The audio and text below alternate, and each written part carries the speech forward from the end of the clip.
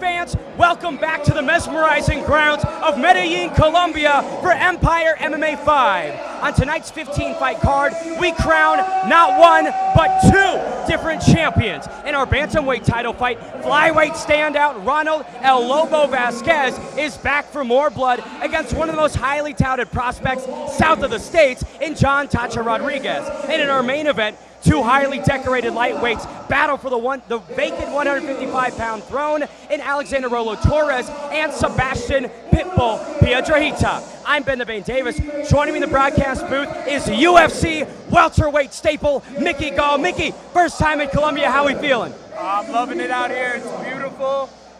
Hermosa Montanas. Primero, first time out here, brother. I'm loving it. I'm losing my English. Hey, no English needed tonight. Our main event, we're pitting two champions in multiple other organizations against each other. I got to imagine between Alexander and Sebastian, one guy is going to be the best lightweight in Colombia after tonight. I completely agree. We have some of the most experienced guys in Colombia, both champions. We're going to see who the champion, kind of unify that belt tonight at Empire MMA. Two belts on the line. El Dorado is here tonight at the Palermo Event Center. Once again, Empire MMA 5 broadcasted by MixedMartialArts.com's The Underground and brought to you by Deep Bets. Mickey Gall, enough talking. Let's get to the walking. Let's get it, baby.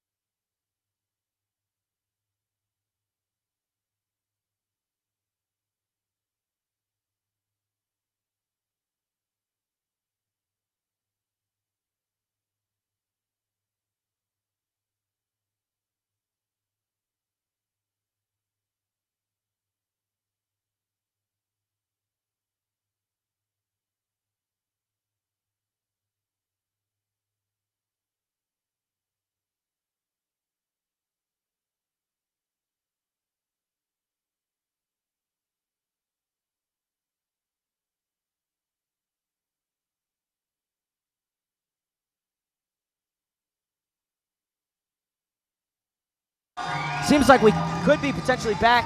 No. 0. Still nothing. Not bad. We gotta tell them. Check 1, 2. Nope.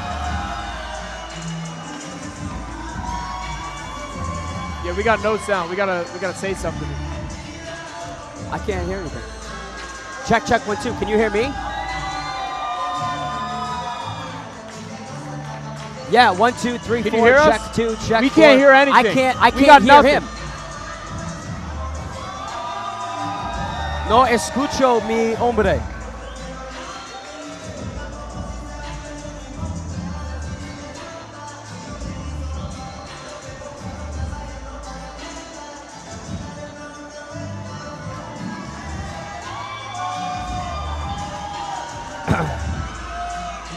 One, 1, 2, 1, 1, 2. Juan Pablo Gomez and Carlos Andres Vázquez.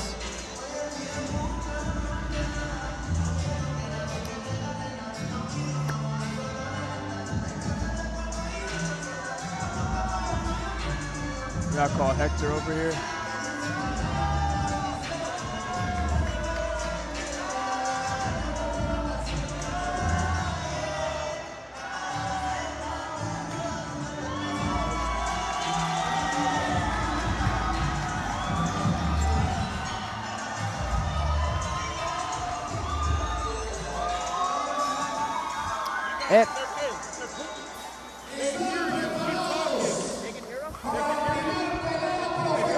I can't hear Mickey. All right. Hey, let's.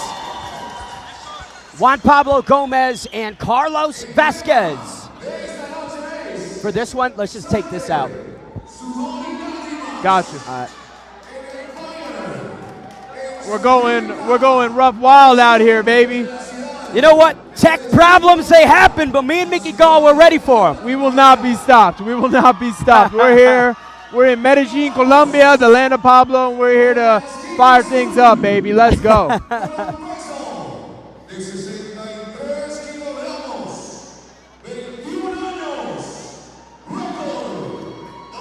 We got a Bogota versus Medellin battle.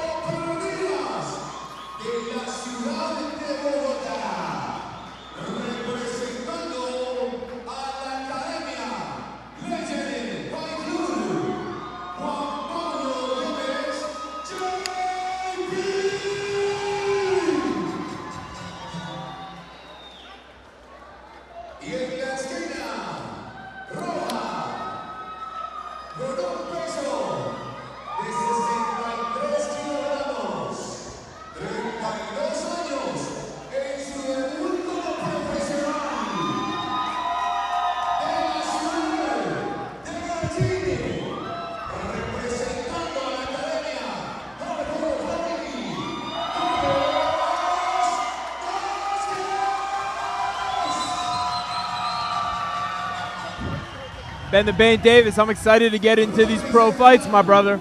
Absolutely, Mickey Gall. Honor and a pleasure to be here with you as we kick it off with Juan Pablo Gomez and Carlos Vázquez. Carlos Vázquez making the pro debut. Juan Pablo undefeated at 2-0 as a professional. This is his 4th Empire MMA appearance. He is one of the most tenured Empire MMA athletes we have. We got an Empire MMA staple. At 21 years old, fighting against a 32-year-old debuter. The hair is a little bit not as colored as it usually is for Juan Pablo Gomez. Typically, white streak. It is right? bleached and You know, colored. I saw the T-shirt him and his team were wearing, and it had that white streak, and I was looking for it. And I was like, all right. You know what? I like that, though. That means he's been focused on training. He's not here to look good. He's here to fight good. Cosmetics can't win your fights. Amen, brother. Only your offense can. Juan Pablo Gomez, slow start.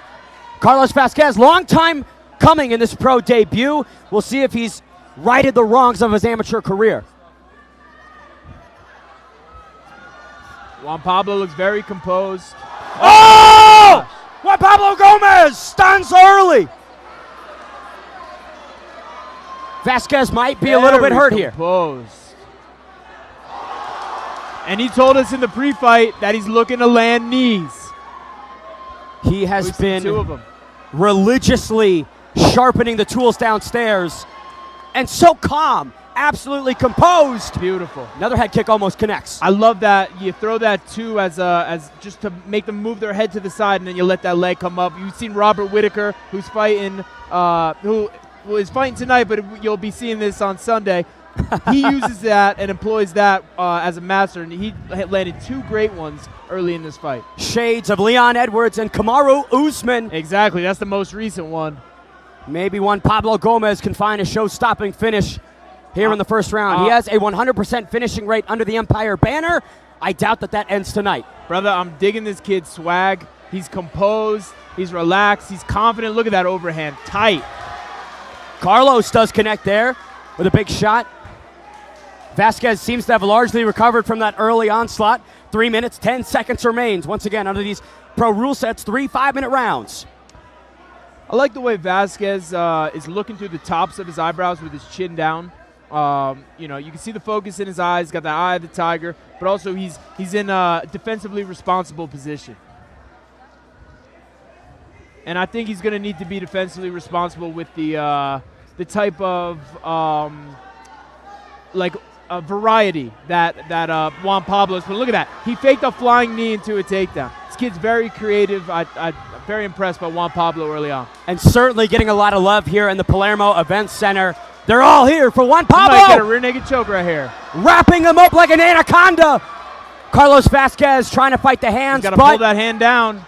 That hand's available. Really, Juan Pablo needs to put that hand behind the head. On top of the head is not good enough, but it might get it done.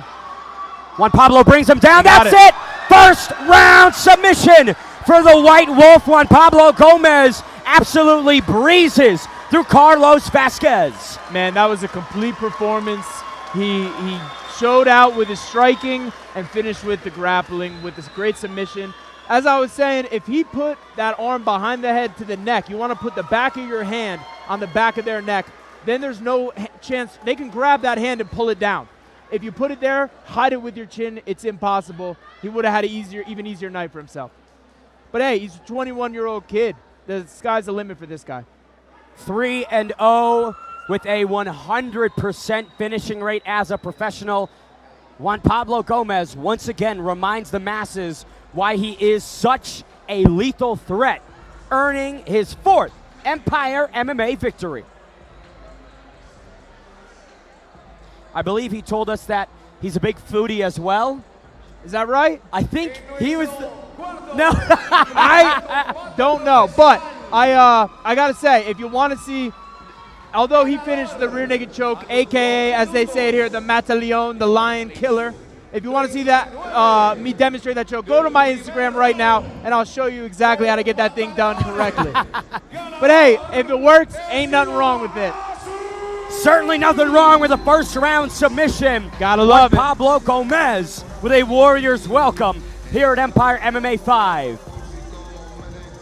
You can see our promoter Hector Castro inside the arena congratulating what might be one of the most promising prospects in Colombia. Man, I couldn't agree more. You see this kid's got it. He's got something special. I'm going to be very excited to follow his career.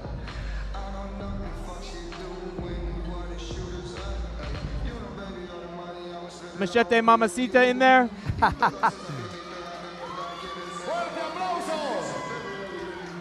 And, we talk about creativity. That flying knee setup into the takedown, you just don't see that. No, you don't. You really don't. And that's a big part of being a fighter is everybody learns the techniques. We all learn to jab, cross, throw knees, throw kicks, throw elbows. But every fighter needs to put their own creativity into it. You got to use what your body, your physical gifts, what you have, what God's given you, and you have to put that into play. And Juan Pablo did that in a masterful, masterful way.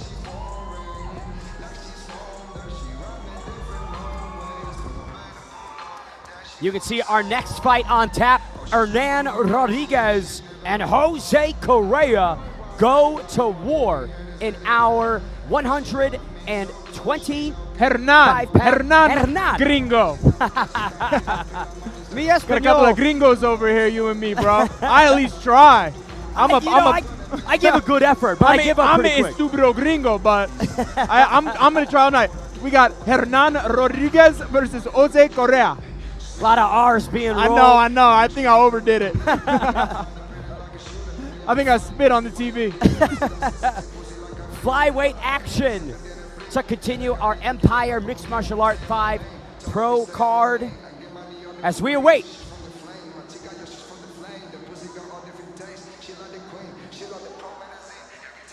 Mickey, I'll be transparent. I've never had a Monster Energy before. No? Never had a Monster. You know what's my favorite one is a Brute Seltzer. Mi nombre es Andrés Rodríguez, Tachita. Anteriormente ya nos habíamos encontrado en un combate, mi oponente es muy bueno. Pues nada, ahorita me he preparado más y le hago candela a los entrenamientos para ser mejor. Quiero finalizar tanto arriba como abajo. Nada, habrá fuego ahorita en el evento. Voy a darla toda, no me quedaré con nada. He trabajado para ser mejor.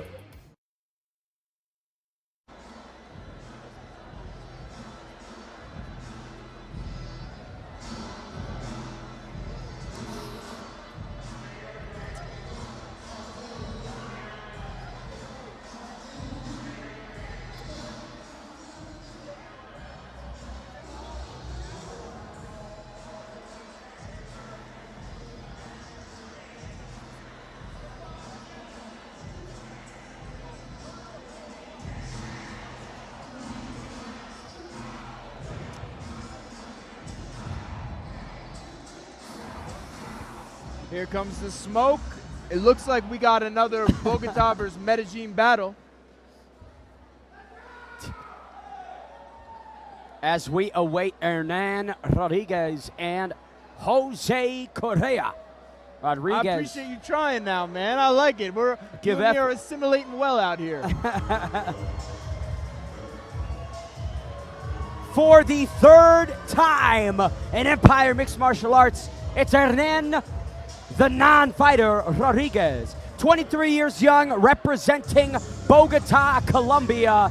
He's riding a 4-fight win streak with 3 finishes in his competitive career. All knockouts. 1 in the first, 2 in the first round, 1 in the second round.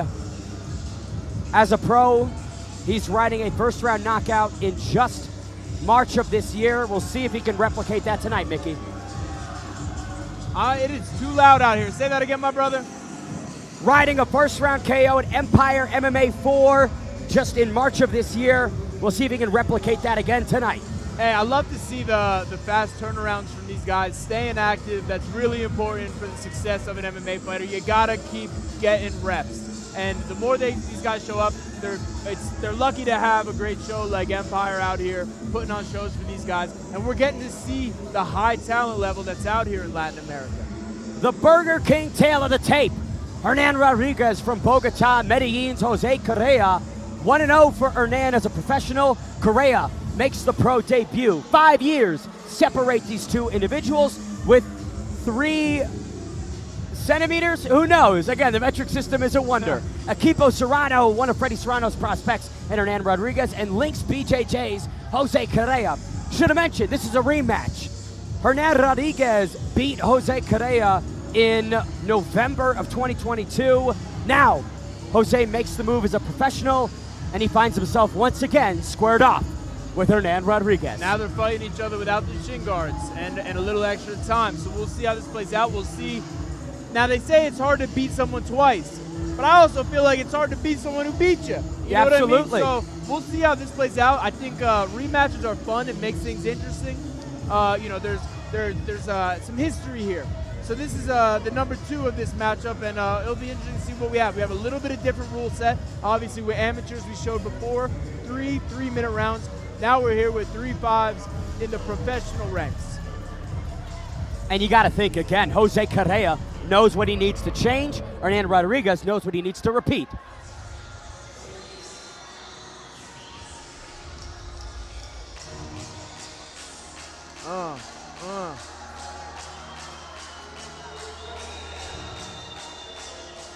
Jose Correa coming out the Panda. High energy and focus from Jose Correa. He knows the assignment. Beat the man who bested him last time out. And he needs to get it done now as a professional for the very first time. Mickey Gall, your professional debut, what was the biggest change that you felt from your amateur career?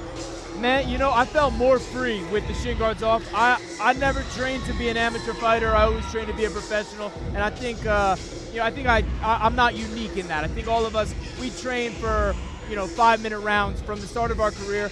We have to shorten it up to have that sense of urgency when we do these shorter rounds, whether they be 3 minutes or 2 minutes. But I felt free. I didn't have shin guards on. I knew I could use anything. I could use my hands, my feet. There was nothing holding me back. There was no restrictions. It felt like the chains were off, and it was exciting, man. It was the real deal. Tonight we're watching one of these guys become a professional athlete, and it's something to be admired. These guys put a lot of work in. All MMA fighters put in a tremendous amount of work in obscurity. They're grinding in the gym. I think they work harder than any other professional sport. I'll argue with you about that any day. You have so much you have to cover. You got to be world class in about 5 disciplines. Them being wrestling, jiu-jitsu, Muay Thai, boxing, and cardio. It'll either be the liberation of Jose Correa or his burial as he finds himself in the next chapter against Hernan Rodriguez.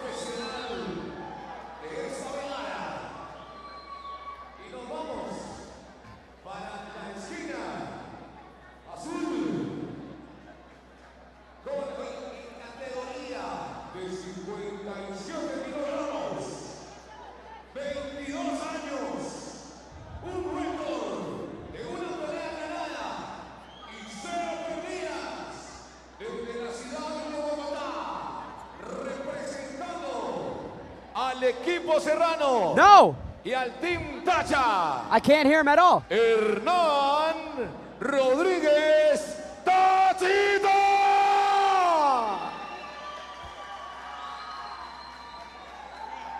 En la esquina azul, roja.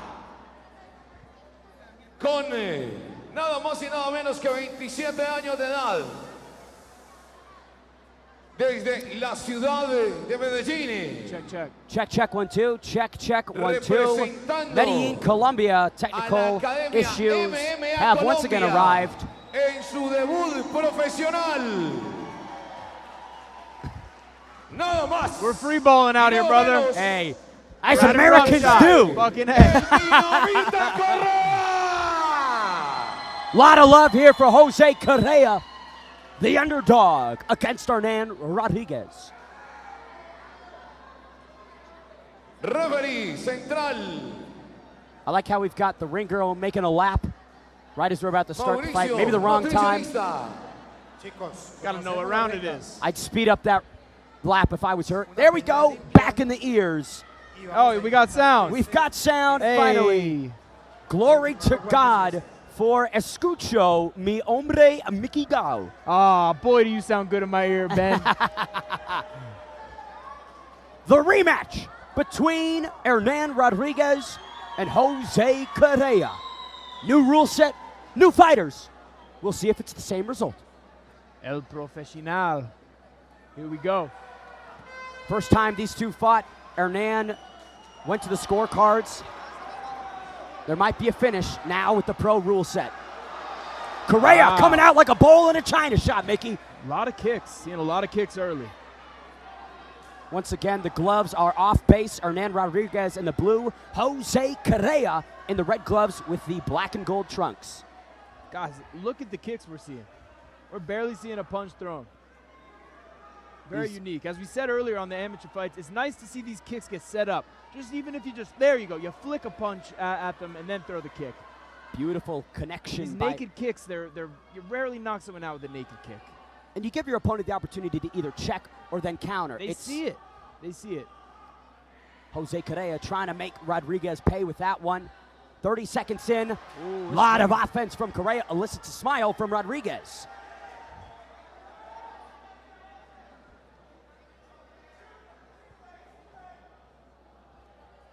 Hernan Rodriguez coming off of a first-round knockout in March of this year.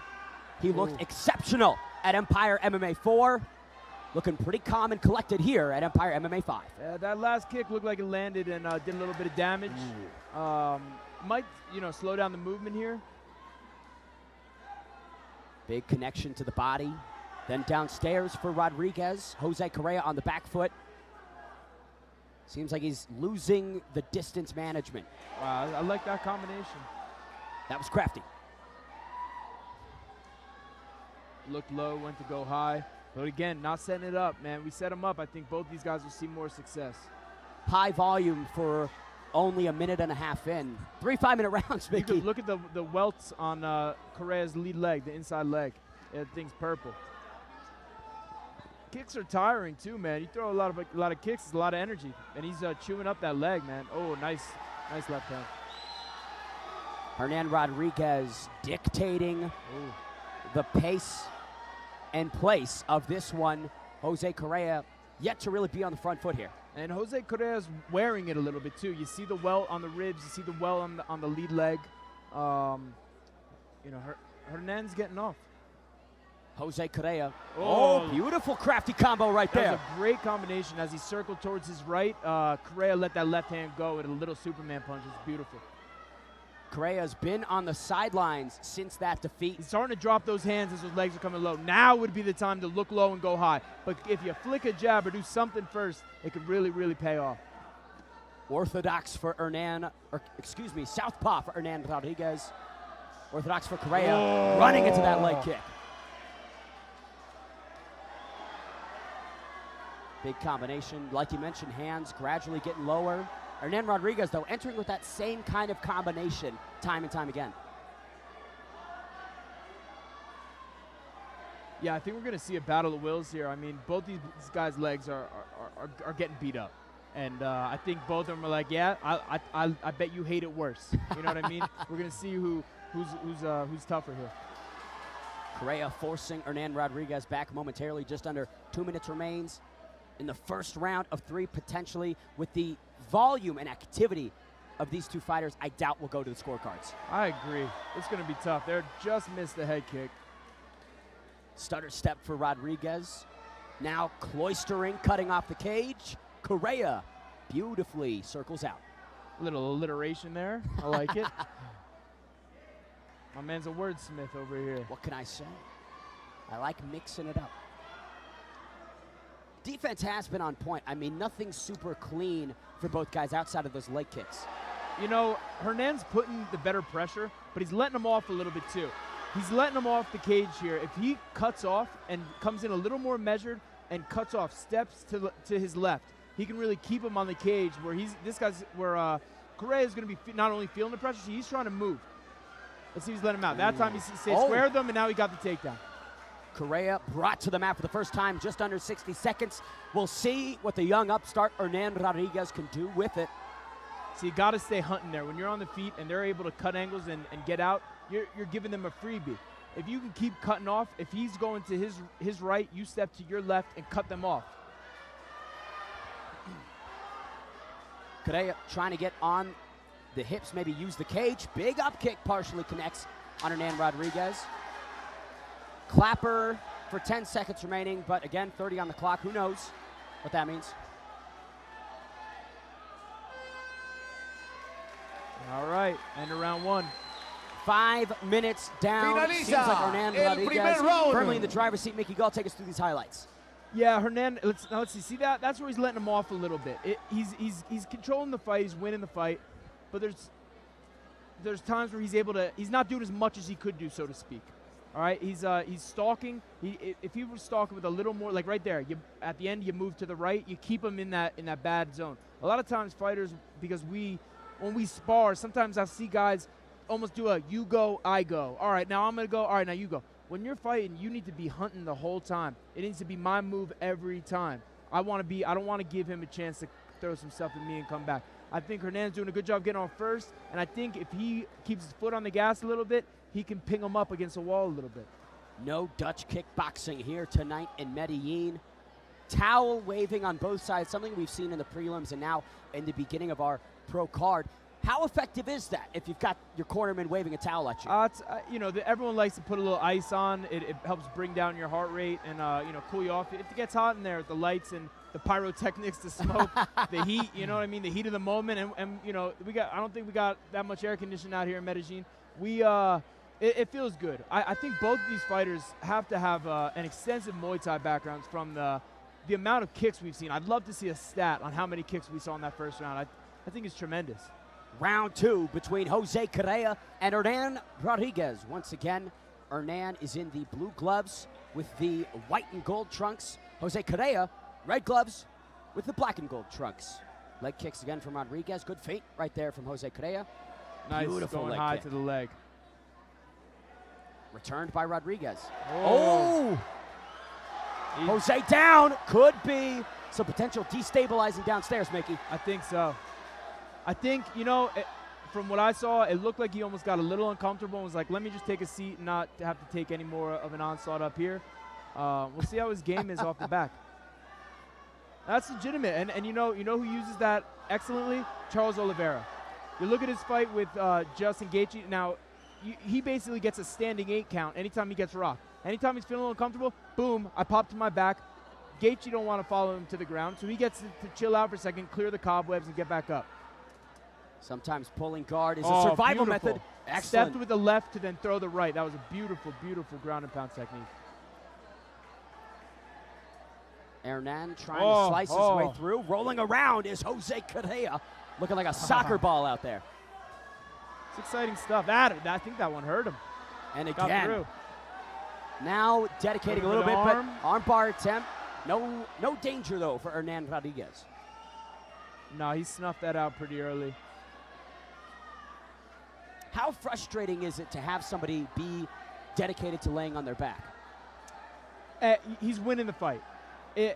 Hernan Rodriguez is winning the fight here. So, you know, I think he's all right with it. I think, you know, he's getting he can throw those shots at him and, you know, stay ahead in the match. I think these leg kicks are adding up. Jose Correa not responding as well. You could see a slight grimace on his expression. Might open up. Look, you saw the way he got out of that. You know that thing's bothering him. And I think Hernan knows as well. Head kick from Correa blocked. Hernan Rodriguez pushes the older man backwards. Oh! That was a legitimate drop. Massive connection by Rodriguez. Jose Correa's wilting, Mickey. Yeah, there's an opportunity for him to pass there. Oh, and now he's throwing up a triangle. Oh. Now transitioning. Jose Correa still dangerous, but Hernan Rodriguez pulling away with this one. Absolutely. Passes guard now in side control. Transitions into the mount. Beautiful ground and pound here. Real selective shots from Hernan Rodriguez. Over 2 minutes left. He should really just sink his hips, make him carry his way for a little bit, established position, and he can start teeing off here. Love the angle of just the referee standing right in the way. Gorgeous. Rodriguez controlling and going to town. Real smart striking here with sub 2 minutes to go. How does Jose Correa get out of this position, Mickey? He needs to bump his hips. He needs to bump his hips and make him uncomfortable. If he can bump his hips, won't be stable to throw these shots. He needs to put his feet on the ground and lift his hips to the ceiling. He didn't do it, and Correa was defeated by Hernan Rodriguez. Game, set, match for Hernan Rodriguez as he makes it 2 stoppages in his first 2 professional fights, solidifying the rivalry over Jose Correa. Correa's pro debut didn't go according to plan, but Rodriguez now makes it 5 wins in a row. Mick, take us through the highlights. And there's a nice 3-2 coming from the southpaw. Hernan there, dropping his opponent, throwing a couple nice elbows from in the guard. Now right here, what you need to do is you got to have both your feet on the ground, be hipping, bumping, bucking to the ceiling. The way his feet are sliding around here, he's just sitting there getting beat up. The fight's over. And you know, I think Correa is very talented. I just think Hernan was the better man tonight, was a more talented fighter in this matchup. I think Correa is going to come back, return, and beat a lot of guys.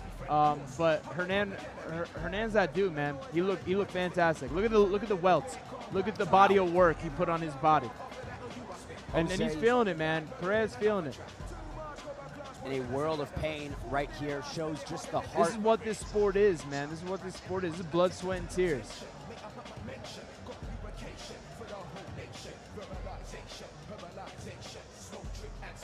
No question Thrill about of victory and the agony of defeat, what we just saw right there. Heart of a warrior on both sides. For Jose Correa to take that amount of damage and still be fighting, throwing up the triangles, trying to win the fight. Absolutely. But too little, too late. Yeah, hats off to both of these warriors, man. That's exactly what they are. Jose may require some assistance. And people forget that. We got a lot of casuals, you know, we call them casuals, the casual fans who would want to shit on a guy like Correa right now. This dude just went to war. He just went to war for your guys' entertainment, for his life. Put a lot of work into this. And look at him. He could barely walk out there. Tell me a time you've done something that you've barely been able to get up and walk. And he's around a whole group of people. He put his heart on the line. Mad respect for Correa. Tenemos nuestro ganador del quinto combate de la noche.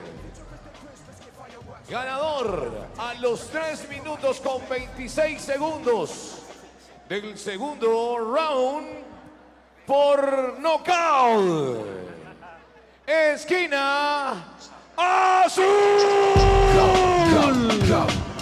Hernan Rodriguez remains unblemished as a professional. Now at 2-0, 5-fight win streak overall. Sky's the limit, I believe, for this young flyweight. How old is Rodriguez again? Was it a 27 and 22 was the age difference of these fighters, I believe? I want to go with 23. 23. Hernan Rodriguez. Yeah, man. Kid's got a big future. Big future. Those guys went to war. They just smashed their bones into each other. Smashed their bones into each other. And he's coming out of here smiling.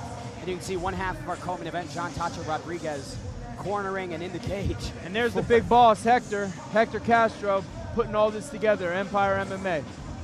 Would not be possible without the countless hours and just the vast amounts of energy that Hector's put into Hector's this. been busting his butt out here in Medellin all week and, in months before in the preparation. And, I think, I know they're building something very special out here. Our next fight takes place in the Bantamweight division between Zamir Catano and Elkin Parra. Zamir Catano is the Black Panther? The Black Panther himself. One of the most touted guys, I would say, in terms of hype. Is that right? Of just reception here in Colombia. When he fights, people watch. He hasn't had the best results of late, but, I mean, he's done so much in his amateur career that one can assume that his professional career will right its way at one point in time. Yeah, you got to figure. You can see this kid. He's got his own little swag. He's got his own style. And like you said, he brings an audience. I think we're going to hear a big pop from the crowd for Zamir the Black Panther.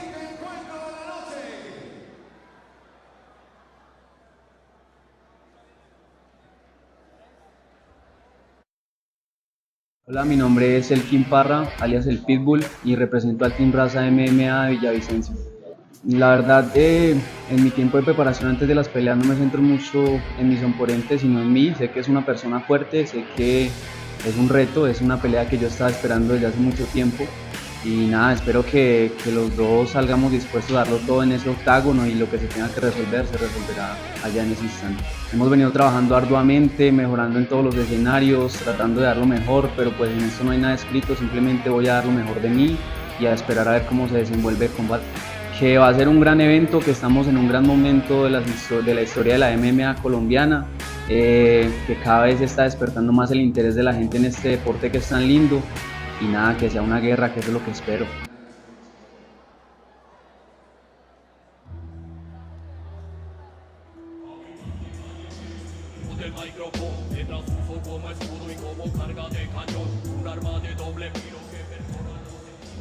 Enter Elkin Parra. He is 0-1 as a featherweight, as a professional. Nothing else is known about him. Didn't get the chance to chat with him. All we are aware of is a first round TKO setback last year We'll see what sort of changes he's made. Seems like he's dialed in right now. Yeah, man, he looks focused. He's got that intensity to him right now. And, you know, he's got his work cut out for him in Zamir. Born and bred in Colombia, Elkin makes the Empire Mixed Martial Arts debut. We take it to the Burger King tail of the tape. Medellin versus Villavicencio. 0-0 is Elkin Parra, according to our records. 1-1 is the Black Panther, Zamir Catano. 2 years separate these two gentlemen. Zamir Catano will be the taller man once the action gets underway. Mickey Gall, observations alone, Elkin's looking quite athletic. Yeah, you know, I like the way he's looking right now. He's got that, look at him, he's got that calm intensity. He looks like he's ready to go. He's ready to get in there and get it on. And, you know, that, like I said, man, that intensity, that focus, you got to channel that up and let those butterflies carry you, fly you to victory. Anybody who's got the Jose Cuervo logo on their pants. Yeah, that's strong right there. That's strong, brother. I know that he's strong. to be fighting with some intensity. Oh, yeah, yeah. I've seen some Jose Cuervo guys in the parking lot. I've seen some people fight with a lot of intensity off Jose Cuervo before. I wonder if that's an official sponsor of his. That would be hilarious. That'd be awesome, right? Here he is, Elkin Parra, in Empire Mixed Martial Arts. Hola, mi nombre es Zamir Catano, Black Panther, de la Academia Guerreros MMA. Tengo muchas expectativas, muy altas, muy buenas. Va a ser una completa guerra. No conozco muy bien a mi rival, pero sé que todos nos preparamos para dar todo en la jaula. Y espero que no se guarde nada porque vengo muy mentalizado y con ganas de acabar la pelea en el primer round. Y eso que así va a ser. Por nocaut o sumisión, lo que se presente. Pero muy inteligente. Siempre el respeto por todo lo demás, el respeto marcial que tenemos. Siento que la mejor manera de respetar a mi oponente es venciéndolo y de una gran manera. Y a los fans que nos apoyen en el Empire, a los peleadores, de verdad que esto nos ayuda mucho a todos a crecer y vamos con todo para la guerra. ¡Vamos!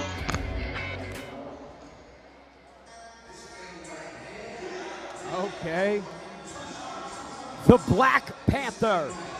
For now, the second time in Empire Mixed Martial Arts, trying to correct the mistakes of the debut. It was a shocking upset in Bogota against Luis Rincon. Here he is, now with a new hairdo, Zamir Catano. You know, we've seen in his young record and his young career, in the amateurs, he lost, he won 3 times and he had a draw. He faced it all, pretty much every conclusion you could have. He's won and lost in his pro career. He's faced a lot of stuff for a young kid. He's seen it all in there, so I'm excited for him. I love the walkout song, and I love the hair. And we've seen him compete against some really exceptional fighters. There's been glimpses of brilliance in the young Zamir Catano. Wins over Juan Trujillo, who's currently on an 8-fight win streak, and a win over Ronald El Lobo Vázquez, who's basically our flyweight champion, fighting for the bantamweight belt later tonight. Those names on your resume, they really, in my opinion, are quite significant. Again, here's our tale of the tape. Guerreros MMA for Zamir Catano, Team Raza for Elkin Parra. 2 years separate them, but only several feet once that cage door gets closed. Will the Black Panther finally arrive? You know, to be fair about being unfair, Zamir the Black Panther took a picture with me. I told you the rule. I'm going to try not to be unbiased about all the guys that were showing me love out here. Elkin, where were you at, bro? I would have loved to take a picture with you too, but I got a feeling the Black Panther, my boy's gonna pull this off tonight. We'll have to see if the Mickey Gall moment record through the end of the night works out. It'd be great if every fighter. I think we're 2-0. 2-0, yeah. We'll see if a photo with one Mickey Gall assists the Black Panther here tonight as he looks to rebound from March of 2023. That loss is in the past. We are in the present. Kids got swag. Confidence is a big part of this sport.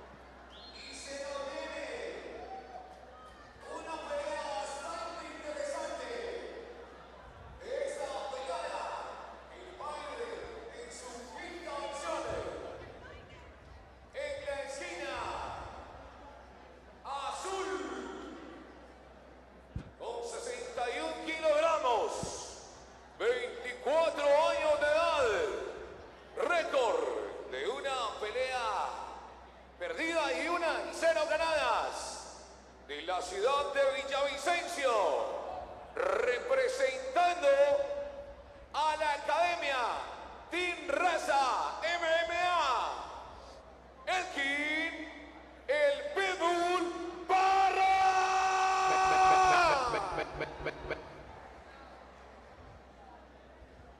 esquina roja, con 61 kilogramos, 22 años, un récord de una pelea ganada y una pelea perdida, representando a la ciudad de Medellín, de la Academia MMA Colombia, Zamir Catano de Black Panther. As athletic as ever is Zamir Catano. Look at the traps on him. Kid looks like a specimen. Ruen Villa. You know, we were talking a little bit before about, I was saying right before about confidence. All right, a lot of times fighters will be thought to be full of themselves or cocky, right? Fighters are some of the most humble people you'll meet. When they walk into a gym their first day, almost everybody in that gym could whoop their ass. They get humbled, but you have to have, you know, a degree of ego and a degree of confidence to get out and do this. You know? Needs to be a belief in yourself Absolutely. that you are one of the best. Zamir Catano and Elkin Parra charging across right in the with the center. right hand. Got a mean look on his face. He wants to get into it quick. Catano, physically the larger guy, you'd probably want to get in his face and stay in that pocket with him. Absolutely. Catano looks long. That jab came out real smooth, real quick and long. Look at that. Soaking up the space a little bit. First round submission in the professional debut of Zamir Catano. That was in May of 2022. Now the 23-year-old wants to get his second win. Front kick whiffs. Definitely a clash of hairs as well. Absolutely. You know, even though like how that front kick just whipped there, even though he's not scoring, he's trying to establish that distance a little bit. Man, they're swinging now. Elkin connected with a big shot now. Catano grappling and clinching up. Oh. Over, under. Elkin staying upright. And this looks to be a better spot for Elkin Parra to be. You know, he wants to be in his chest. He wants to be grabbing on him. Right here, the length, the distance means nothing. Especially when you get the opportunity to whittle away to the body with knees or maybe chop downstairs, as Elkin Parra is doing. Yeah, soften him up, chop down to that tree. 3 minutes and 40 seconds remain in round number one. Elkin Parra really neutralizing the Black Panther here in the early frames. But looks like he's going to turn. Big reversal. Here we are, back to center. Look at the expression on Elkin Parra. This is a guy who is not only here to win, but here to dominate. Yeah, he's got an intense look about him. Gotta love it. Catano just teasing the waters, gauging, beautiful. Quick. The kid is quick. If you're gonna call yourself the Black Panther, you better have some speed. Absolutely. Leg kick by Parra connects. Yep. Catano. Catano no felt cells. that one. Oh, good recovery. Yeah. Love the subtle stance switching again of Zamir Catano as well. Just the subtlest of feints. You know, I'd like to see Catano go more. Every time he throws, it's fast and it hurts him. Oh, Catano unloading here. Now he's I like him throwing that distance a little better, but he's getting off right now. I think he senses he's smelling blood. And he got a little over aggressive, got taken down, but he's right back to his feet and then on a guillotine. Elkin Parra has to be very mindful of this position. Great work defensively by the Black Panther. Elkin severely damaged here. 2 minutes, 10 seconds remains. Catano battering away. Full mount. Fight might be over here, so he needs to buck and bump down here. Those feet in the air is a bad sign. You need to use the ground to help yourself move and walk here. You should be pushing, exploding on the floor. You don't want to be punching up at him. Zamir Catano moments away from finishing this one. Potentially Elkin Parra covering up the referee. Seen enough. Welcome back to the win column, Zamir Catano. Excellent swarm to close it out. What a beautiful offensive display from the Black Panther. Yeah, it was great. Who took a photo with you? Sebastian Cardona. We took a picture yesterday, and then today I was working out. After we did our show prep, I was doing a little workout in the gym. He was in there working out. I actually held my hands for him, held some mitts. The kid's good. The kid's tough. We spoke with him. Sebastian Cardona. Bueno, de mi oponente, quiero finalizar en el primer round, acabar la pelea rápido y nada, dar un gran espectáculo. Nada, arriba o abajo soy muy fuerte, siempre entreno, no tenga competencia, entonces estoy confiado. Hoy va a haber una guerra, igual que siempre en mis peleas, entonces a mi peleador que no le guarde nada, que soy fuerte, entonces vamos con todo.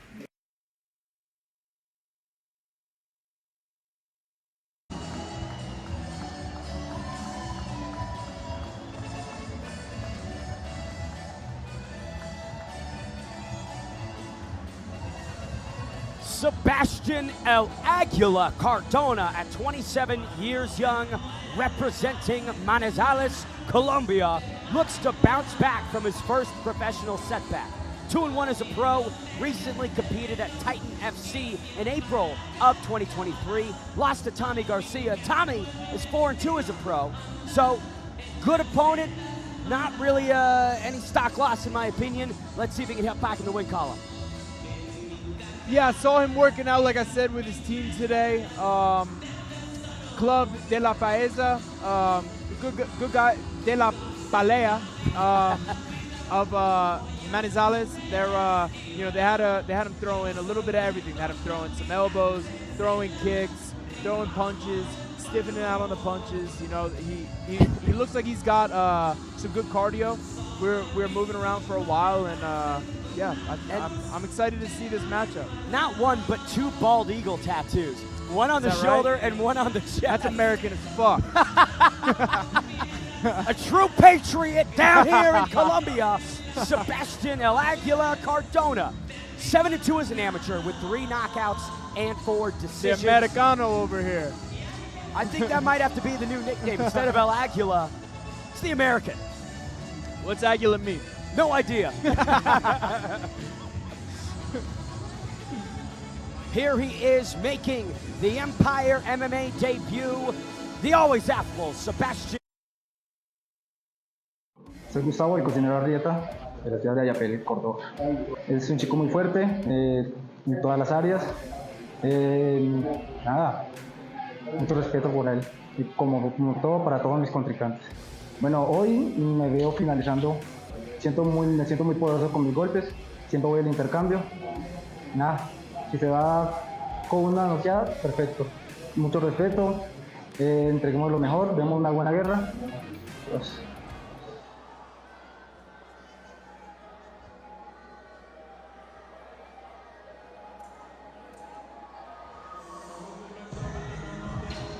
The return of Gustavo Arrieta. Last time out, he faced Juan Pablo Gomez. We know how good Juan Pablo is. No shame. No shame losing anyone losing to Juan Pablo Gomez. That kid is a stud. So that's exactly. No shame, no disgrace to Arrieta. 100% finish rate in his career. All wins have come by first round knockout. This is a guy who ends fights, Mickey. He's competed as high as featherweight and as low as flyweight. So when we talk about the weight cutting and guys testing out new divisions, Gustavo Arrieta, no stranger to either depleting or really rehydrating the body. Right, so based on what you're telling me, I think we're gonna look for Arrieta to have a fast start. You're gonna get after it early, overwhelm his opponent, and take him out if you can.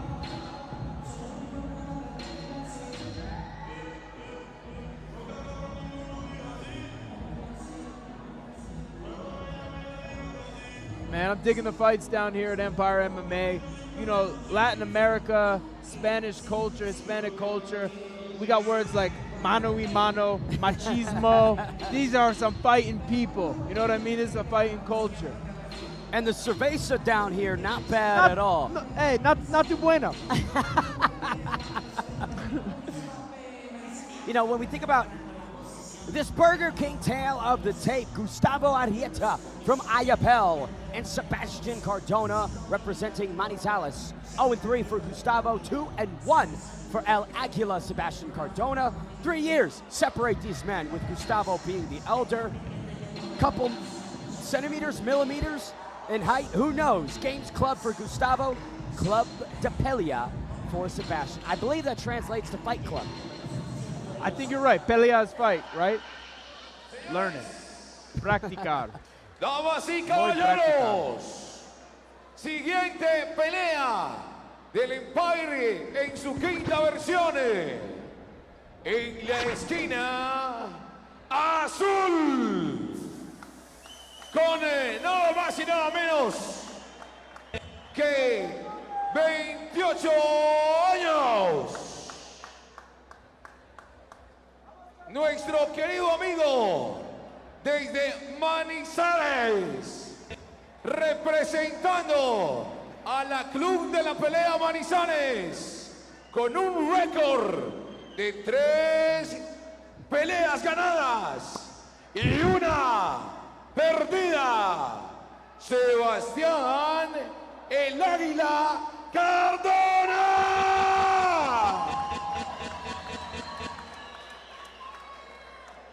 Y en la esquina roja, con 63 kilogramos, 30 años de edad, de Ayapel, Córdoba, representando a nada más y nada menos que Game Club. Les presentamos a Gustavo, el cocinero Arrieta.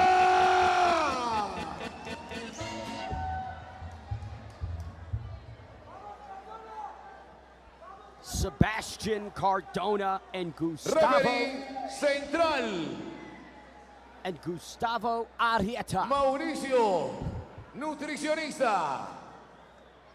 Set to go to war. I gotta correct myself too. I said muy practicar. I meant mucho practicar. Much practice, not very practice. I'm learning. I'm You're learning. already- All you're right. learning right I'm now. trying. I'm trying my best. Bantamweight violence is set. Sebastian Cardona in the blue gloves with the white and black trunks. Gustavo Arrieta in the red gloves and the black trunks. Pacing, really eyeing his prey here. Here we go. Takes the middle fast, does Cardona. Cardona seemingly having a pretty sizable physical advantage here. However, Arrieta has I been like in the way he's stalking here.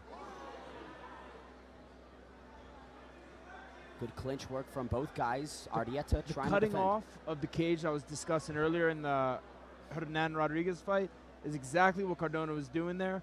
I'd like to see him, he didn't get an opportunity to really strike yet with it, but the way he's stalking is great. That was a nice right hand, went to the back of the head. Cardona now deep in on the hips, has Got the some hands cage connected. grabbing. Oh, look at this, taking him for Wow. a ride. Arrieta just got a tour of the Palermo Air Event Cardona. Center. Now some ground and pound from El Aguilar. Looking for the hooks, got back to his feet. Good defense from Gustavo. Yeah, let's see if we can get a mat return. Oh. There it is. It doesn't look like he's trying to throw hooks too much. You know, as a jiu-jitsu guy, I like seeing people throw hooks. You can really, you know, attach yourself to the hips and attack the neck. Nice little back elbow from Arrieta. I think we're going to see another mat return here. There it is. Cardona looks like the superior wrestler and to have the superior strength. Gustavo not really fighting the hands, he's more just covering up. You're right. You're absolutely right, and I would say that's an issue here. Got to have some urgency to break that lock, I would imagine. Yeah, you should be fighting those grips for sure, or you're going to keep And taking again, rides like that.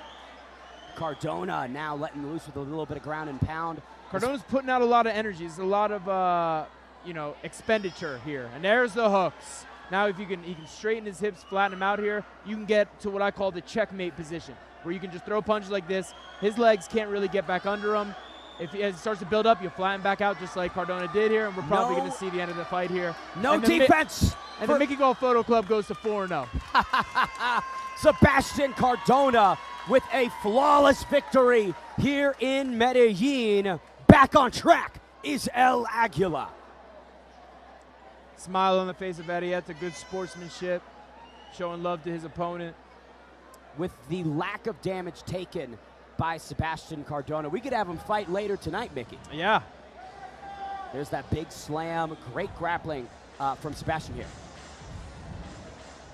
Yeah, no, he had great grappling, great mat returns, keeping those hands crossed. Would have liked to see Arieta fight those hands a little bit, like you said.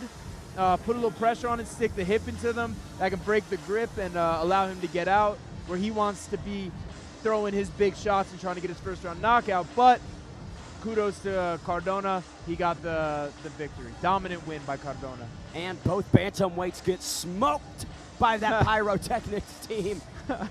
Weird timing on it, but either way, we sent it inside. Hey, at least it wasn't during the fight again. That's like true. It happened during the amateur female fight. We sent it inside to make that first round stoppage de official. nuestro séptimo combate. A los 2 minutos con 8 segundos del primer round. Knockout técnico, esquina azul. Sebastián, el águila Cardona.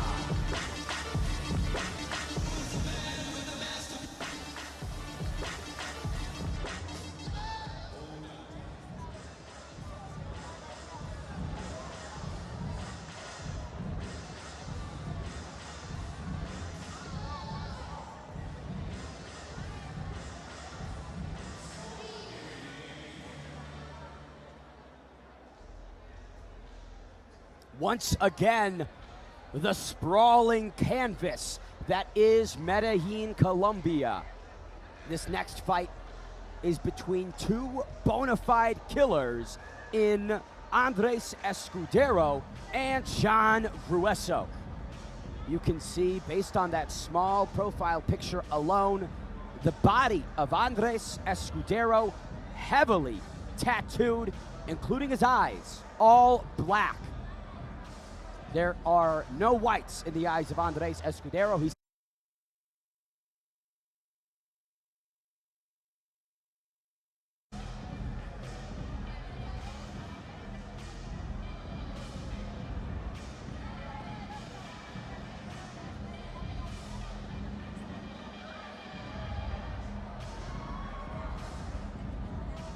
Mi nombre es Jhon Grueso, esqueleto en el mundo de las MMA. Máximo respeto para todos mis rivales, siempre dándola toda. Sé que ha entrenado lo mismo que yo y vamos a dar juego. La verdad, pues en cualquiera de los campos me siento fuerte, ya que es el trabajo constante. Piso, striking, jiu-jitsu, cualquier. En esta pelea solamente le digo que voy por él. Es lo único que le puedo decir. Os.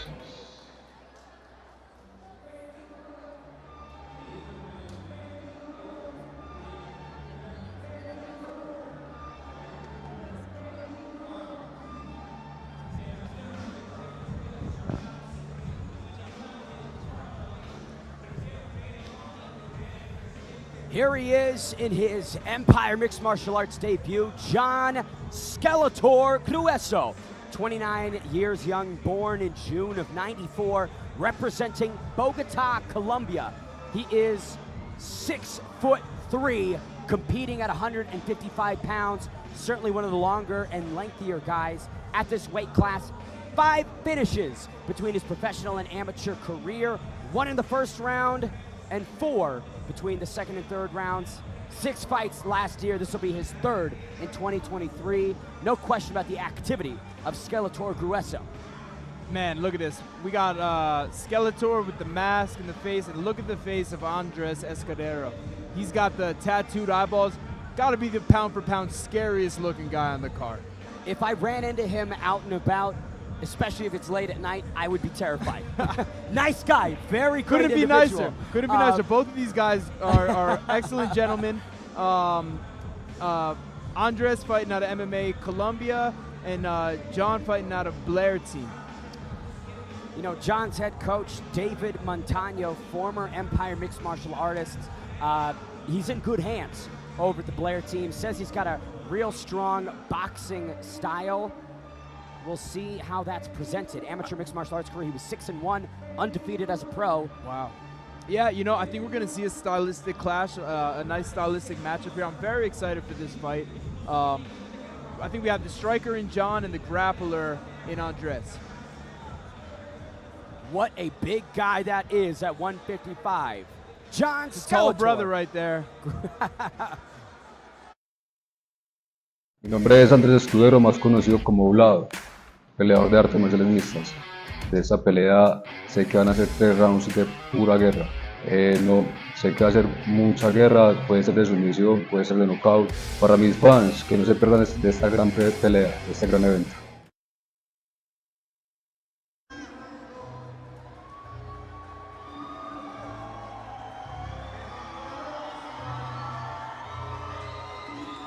Making the walk as a professional for the very first time, it is the highly regarded Andres Vlado Escudero.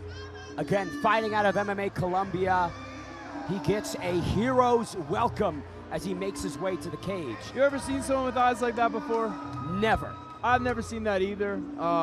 So it's tattooed. He has tattooed eyeballs. And you and me asked him in the pre-fight press conference, that interview we had with him, did it hurt? And he said yes, which is no real surprise. It's almost a stupid question, you know what I mean? I didn't know they gave him some numbing drops or something. Right. But like, think about, you touch your eyeball, that thing And it hurts. stings, You're getting yeah. stabbed with needles all over your eyeball. Unbelievable. Logistically, I cannot comprehend how That's he did balls, that's gangster, that's tough, man. You want to talk about tough? That's tough. That's like looking in the eyes of a demon. And again, couldn't be a nicer guy. We asked about the tattoos. He said it's just a hobby of his. He loves tattoos. Ending the amateur career with 7 straight victories. He's on a 7-fight win streak. He was the number 10 ranked amateur lightweight out of over 900 athletes. That amateur career ends right here, right now. Vlado is a professional. I asked for a prediction from him, and he says he predicts a Mataleon, which is a rear naked choke victory. Anyone take a photo with you? I don't think either of them took a photo with me. I became Uncharted. friends with both of them, but you know, no photos. Feelings were kind of hurt. Here it is once again, the Burger King tale of the tape. Vlado Escudero, 31 years old. Jhon Grueso at 29. Grueso at 6'3" will have a sizable advantage in the height department, but weight is near even. To be honest, I want to take a picture with Andres with those eyes, bro. Absolutely. And especially like the just complete blackout on the left arm and the neck. Man, that shit's tough. That shit's tough. It's a lot of time under a needle.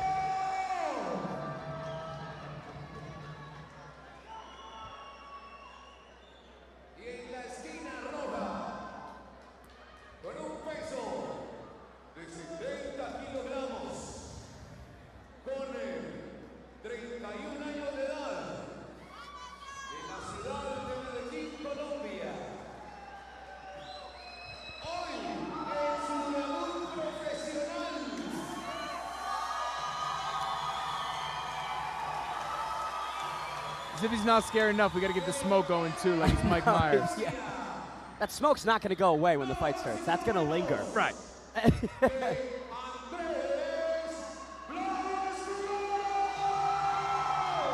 Terrifying. Absolutely terrifying. Let's go, baby. He has- Vámonos. He has not competed since March of 2022.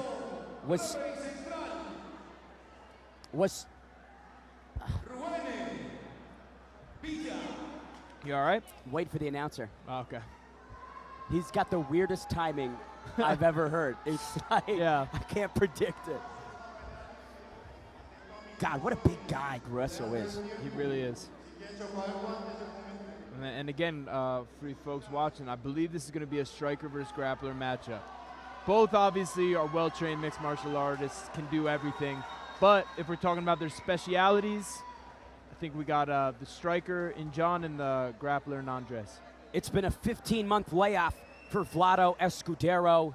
He was slated to compete on November of last year at Empire MMA 3. Here he is at Empire MMA 5. Jhon Skeletor Grueso in the blue gloves with the black trunks. Andres Escudero in the red gloves with the black trunks as well. Nice leg kick, nice big answer. connection. Grueso covering up here. Guillotine attempt. Unsure Can't tell how cinched much that is. I can't tell how much that thing is in. It looks a little tight the way he's lifting his body off the ground. I think he thinks he has it. It's going to be hard for him to get extension with his head against the cage, but if he can move off to the side, this could be very problematic for Grueso. Jhon Grueso elevating the hips, tapping the sides. Is that the advised defense here? Yeah, well, stacking the hips, very important. Now you can put the pressure into him and then take it off your neck. So you want to be driving your shoulder into them. I think he has the arm in as well. If he wanted to make more space, he would take his left arm, the arm that's in the choke, and he's out of it. And he could grab around his own hamstring. Skeletor with a little bit of ground and pound here. Escudero tried to elevate, but now both men back down on the canvas. 3:50 remains in round number 1. Escudero had a great flurry to start. Ended up looking like he had a tight guillotine. Grueso did a great job of stacking the guillotine to alleviate the pressure off his neck and put it into Escudero. I love the control Nice elbow. that Grueso finding the back here potentially. But when he does pop up, he's grabbing one of the legs of Escudero and not letting him fully separate. Constant contact from Skeletor. 90 seconds into round 1. Back to our feet we go.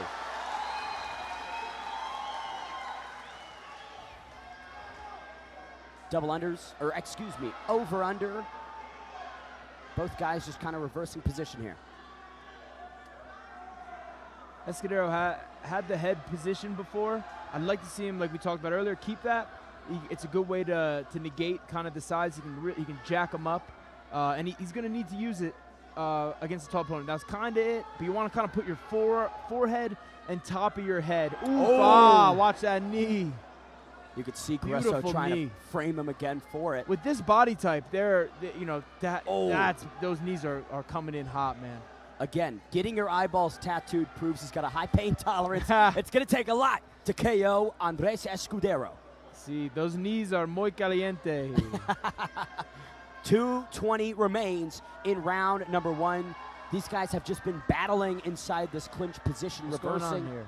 And what happened? Needed a nuts? Referee with some separation.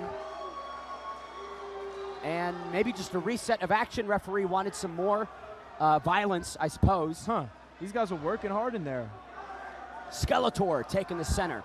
I don't want to shit too much on the refs tonight. No, yeah. Hector's going to be breathing down our necks later. Breathing down our necks? No, he should be breathing down their necks. That's true as well. Under 2 minutes remain in round number 1. Grueso with a big connection. Ooh, big headbutt there. You saw that headbutt? Yep. Clash of heads happens, man. Gave me 21 stitches. My little brother, LJ Raboli, me and him clacked heads 3 weeks before my CM Punk fight. Gave me 21 stitches through my eyebrow. Proud of that scar. Somebody is busted open. Bit of blood on the right leg of Grueso. Unsure where that came from. I think it's leaking from the headbutt. Yep. Once again, Grueso framing. Watch out! Nice There's knee. the knee! Escudero might be stunned. Knees have Escudero's buckled. a dog. Look at that. Firing back in the Firing pocket. back, rolling with the punches. That was beautiful. He has not competed in 15 months. He certainly doesn't. Oh, that's it. Knee to the body. Skeletor trying to put the finishing pieces together. Escudero taking a lot of damage, covering up. No quitting this kid. He's still trying to build his base, get back to his feet. And you know he's compromised right now. That took the life out of him. That stuff is hard, man. That's like getting shot with a sniper right there, taking a knee like that. You saw the reaction. He's doing just enough to stay in this fight. Trying to reverse, He needs but to now, buck and bump here. Now we're in the mount. Oh, elbows from Skeletor. He's building up. 30 Giving seconds hooks. remain. Let's see if he can survive this round. Referee has seen enough. Skeletor silences Vlado Escudero in enemy territory. What a win for Jhon Grueso. Make it 2 in a row. Man, that's a fun fight. We've had a lot of fun fights, a lot of finishes here on Empire MMA. A really great test for both highly experienced lightweights. You know, who knows what that clash of heads might have done, but that knee to the body was picture perfect. Yeah. Mickey, take us through these highlights. That was the head, I think. I'm not sure if that caused the cut, to be honest, but these knees we saw. And Lina Narvaez here in Medellin. Karen Quintero really tested and has a lot of experience. Lina Narvaez made the debut here as a professional at 115 pounds. High expectations for this one. Mi nombre es Karen Quintero. Esta noche espero que sea una pelea muy llena de emoción y adrenalina. Vamos a dar lo mejor cada uno. Tengo planeado vencerla por sumisión. Vamos a dar una gran pelea esta noche. Un saludo muy especial para todos, para mi familia, para todas las personas que me han apoyado en este proceso. Muchas gracias.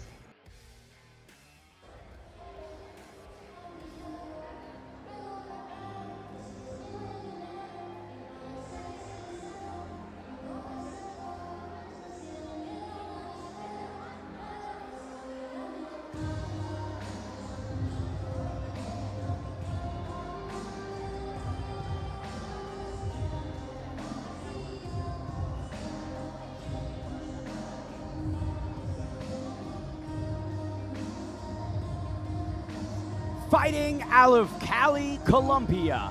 Highly decorated amateur career, including a first-round TKO of Juliana Otelora. It's Karen Quintero. Has had a little bit of a staggered professional career, trying to put the pieces together. Maybe tonight is the night where it all clicks for Karen Quintero.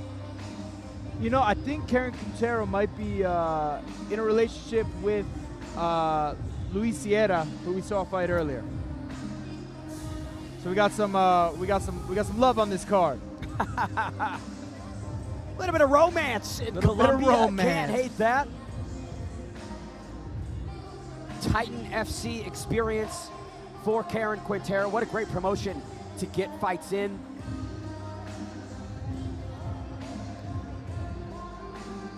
You can see in our Burger King tail of the tape, 2 years of age separates these two females.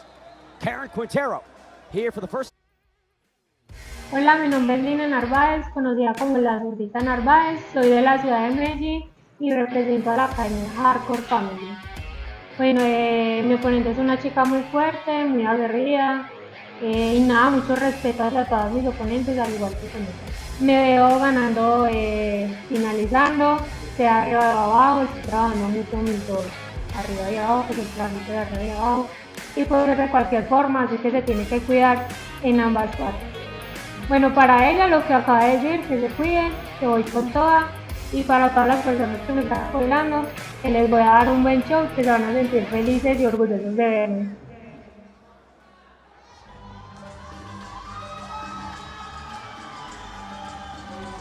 The crowd is apparent for Lina Narvaez, 25 years young, 6-0 as an amateur. She makes her professional debut right here, right now. 4 finishes in those 6 victories, 3 submissions, 1 knockout, 2 in the first round, 2 in the second. This woman coming out shaking her hips, dancing a little bit. When we talk about confidence, Mickey, this is a woman who embodies it. Fought as recently as February 25th of 2023. That night, she notched a second-round knockout of Laura Santana. We'll see if the unblemished success continues here in Medellin.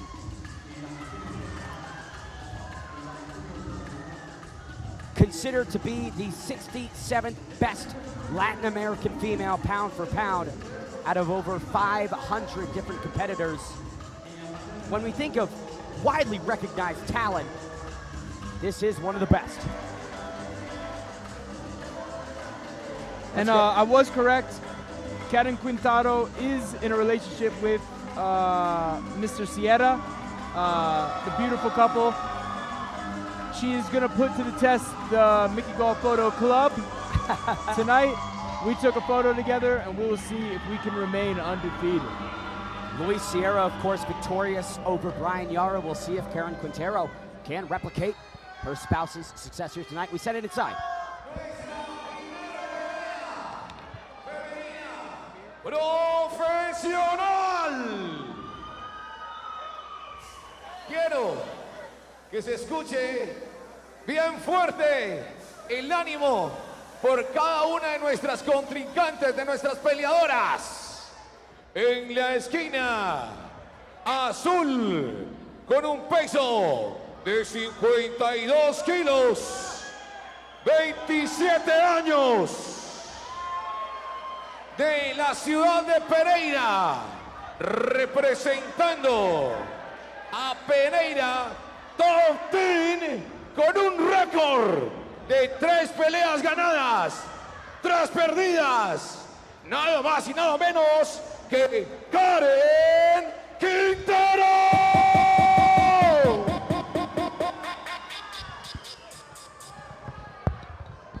En la esquina roja, peso 52 kilogramos, 25 años de edad, en su debut profesional, representando a la Academia Hardcore Family de la ciudad de Medellín, Lina Narvaez.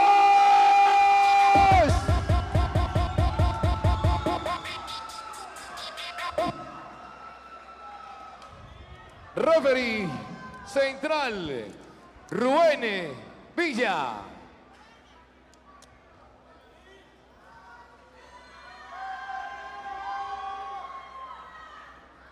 Niñas, atentas todo el tiempo a mis instrucciones. Quiero una pelea limpia. Choquen guante y lo desean. Sportsmanship on both sides. Karen Quintero, the 3rd best female fighter in the Caribbean, with the biggest opportunity of her life against the unblemished Lina Narvaez in her her professional debut. We are underway at 115 pounds. Quintero in the all black, Lina Narvaez in the all blue. We got another orthodox versus southpaw matchup. Southpaw means you have your right leg forward. Orthodox means you have your left foot forward. Big connection by Quintero. Feels like that right hand of Quintero and the left hand of Narvaez perfectly positioned. Yeah, you know, conventional wisdom is you want to circle away from their power, meaning their rear hand. But that's, you know, all rules are meant to be broken. So you would want, they'd both be playing a foot battle where that lead foot, they'd want to be on the outside of their opponent, right? So that's what you'll see a lot of times in orthodox versus southpaw matchups. But you can, if you start with the lead hand or the rear hand, you can set up the lead hand while trailing the other way, tracking the other way.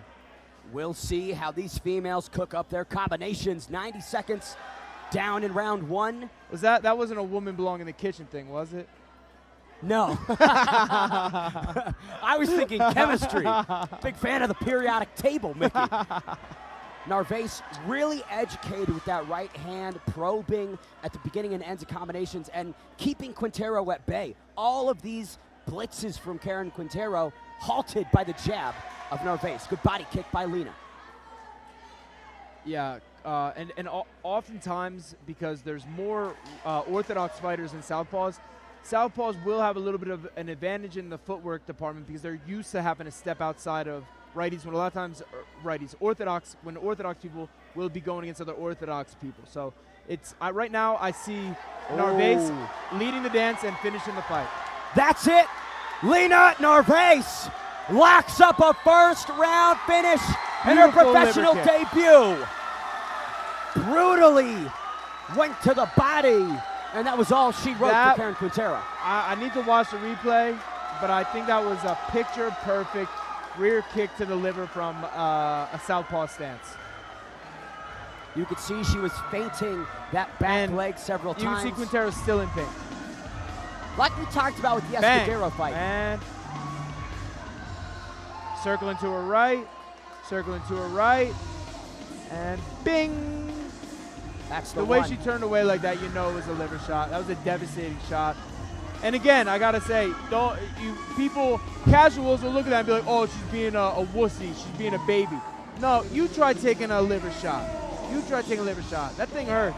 Sometimes you can take 100 strikes upstairs, but one no era perfectly combate placed de la one's the body. noche. Absolutely. What happens is your Profesional liver is like a sponge. And when it gets femenino. impacted, your liver detoxifies your body. It En el squeezes all minuto those 1 toxins con back into your 54 bloodstream. segundos. So it's like getting hit in the Primer nuts round. kind of for a guy. Y It's seriously what it feels comienza like. su It's very récord painful. con una victoria. Nocaut técnico. Esquina. And there's the smoke to welcome Lina Narvaez to the professional ranks. 1-0 with the first round TKO. Referee, a little bit late to the call on that one. You saw Lina Narvaez lock up a rear naked choke as well that had Quintero tapping. Yeah. 2 finishes in 1 fight. Yeah. This girl's very impressive to me. She has a great southpaw game. She circles the way conventional wisdom tells you to. She uses it and executes beautifully.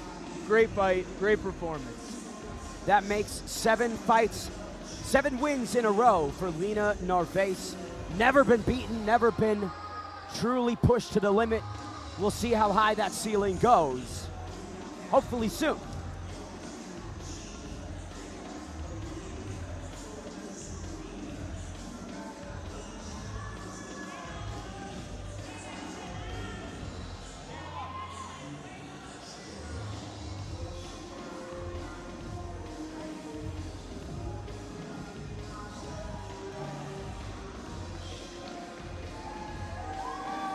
I think we have the beautiful Alejandra Lara going in to interview the winner. Muy excelente. This will likely be in Spanish, so we will be a little bit out of the loop. Sí.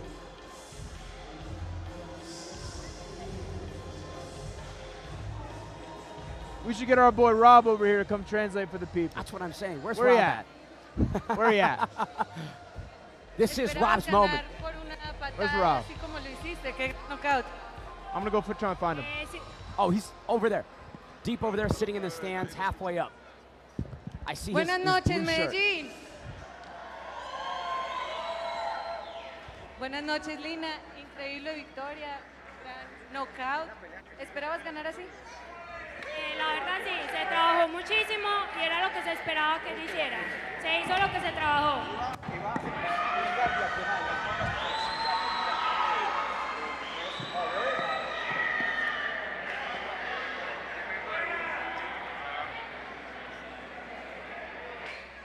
¿No dos? Hola. ¿Me escuchan? Ahora sí. Lina, ¿qué podemos esperar de Lina después de esta pelea? Se vienen muchísimas cosas buenas con la ayuda de Dios, con la ayuda de mi equipo de trabajo, con todos los patrocinadores que esta vez se sumaron a mi trabajo.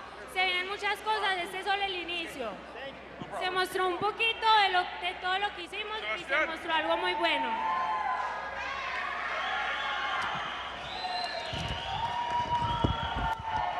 ¿A dónde crees que pueden llegar las mujeres en este deporte y qué quieres decirle a ellas para que entrenen y para que vean que este también es un camino para nosotros? No, nosotras podemos llegar a donde queramos, a donde nos lo propongamos.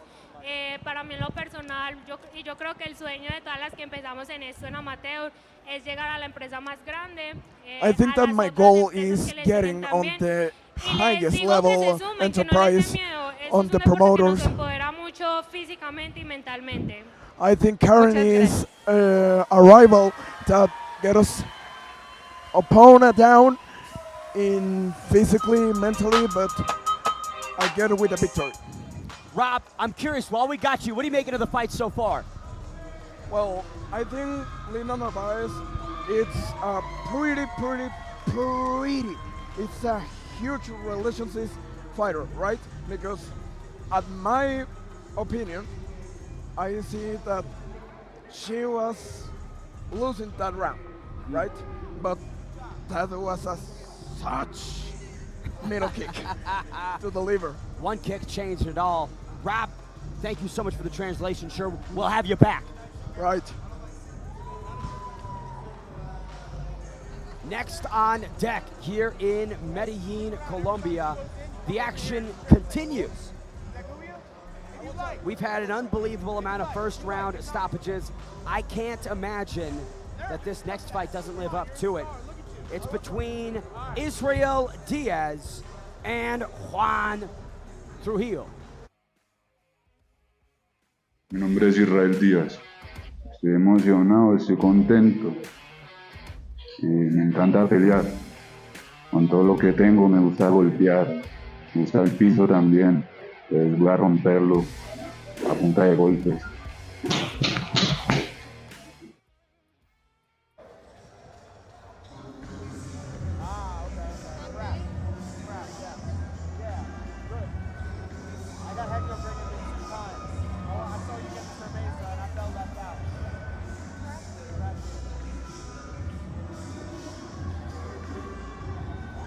Making the walk as a professional for the very first time, it's Israel Diaz, just south of 30 years old, born in Medellin in July of 1994, coached by Wilbur Molina, states that he's got a mixed martial arts base. This is a guy who is fundamentally sound in all aspects. You talked about those 5 key areas.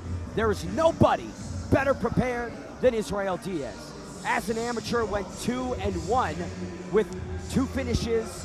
His debut in 2017 came up short. Since then, he's been unbeaten.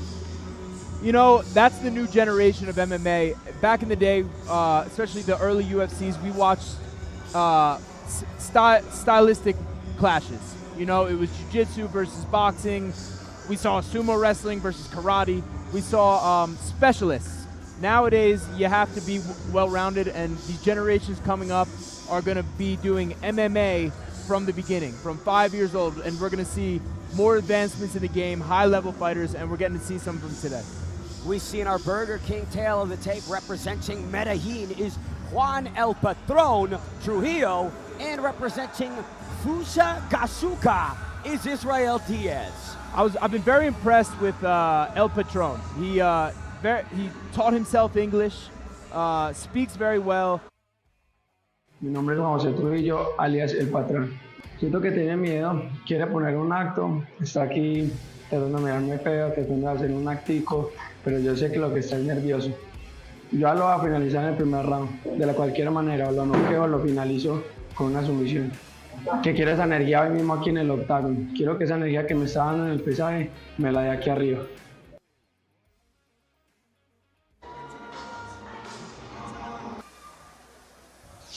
Damas y He's got the crowd caballeros, as well. bienvenidos a algo que ya se volvió personal. Esperen lo que se viene. En la esquina azul, N con el peso de 61 kilogramos, desde la ciudad de Medellín, con un récord de 5 peleas ganadas, 0 perdidas, 29 años de edad, representando a zona de combate MMA, Israel Díaz.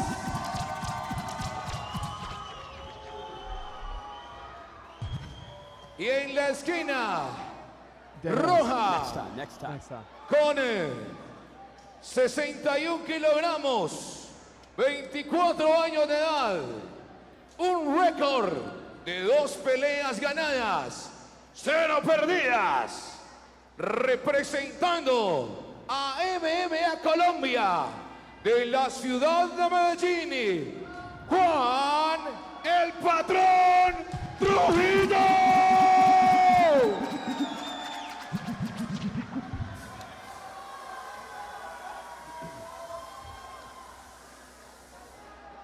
Here's the smoke. Here's the smoke. These boys want all the smoke.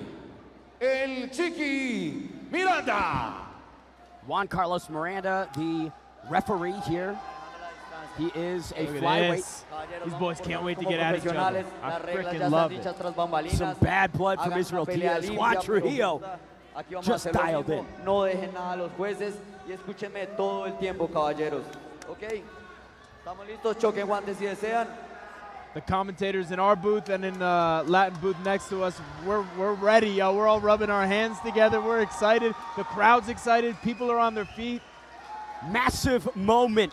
We just got served a couple cervezas. It's a party right now. We're having fun. Big moments in both careers.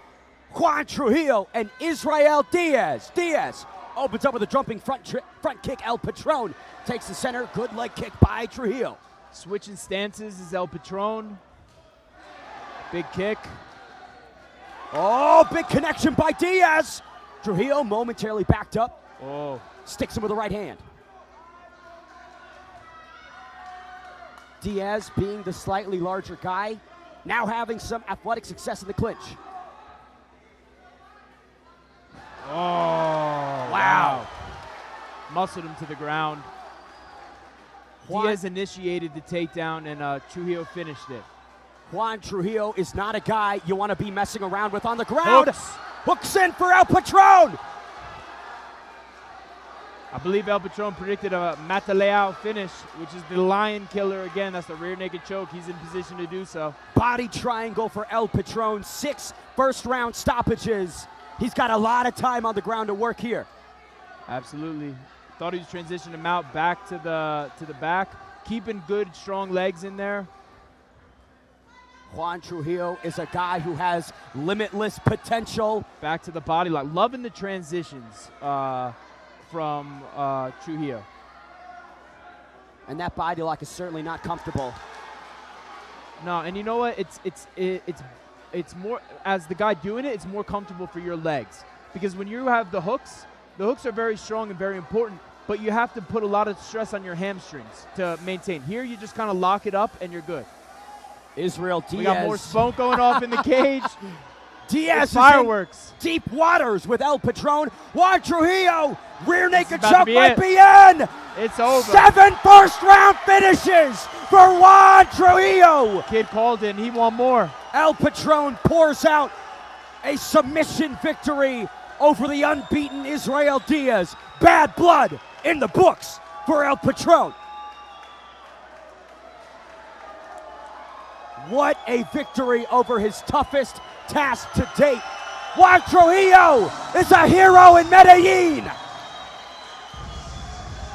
He's pointing over at us.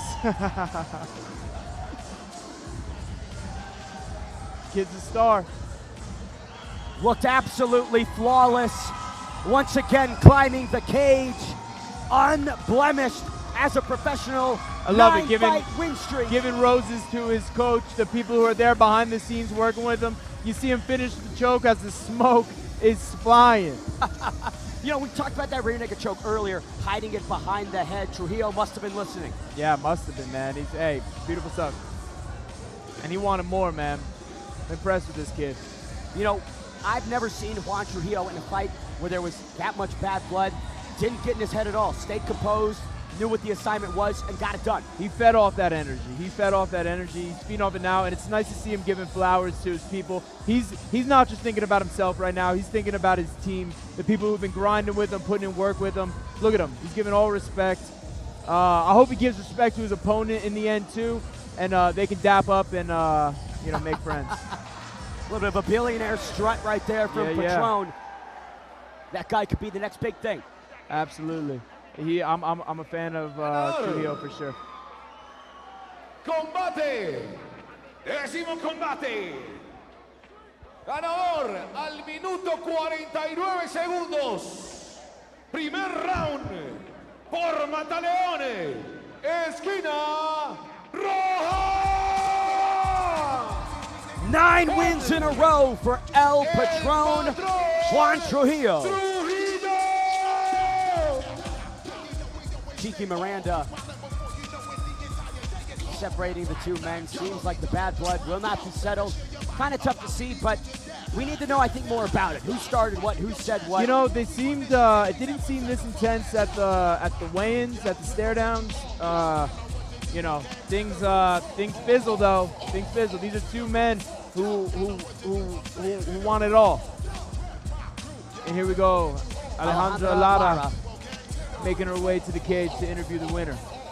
One of the best Spanish color commentators terms of exceptional work inside the booth, Alejandra Lara is certainly in the upper echelon.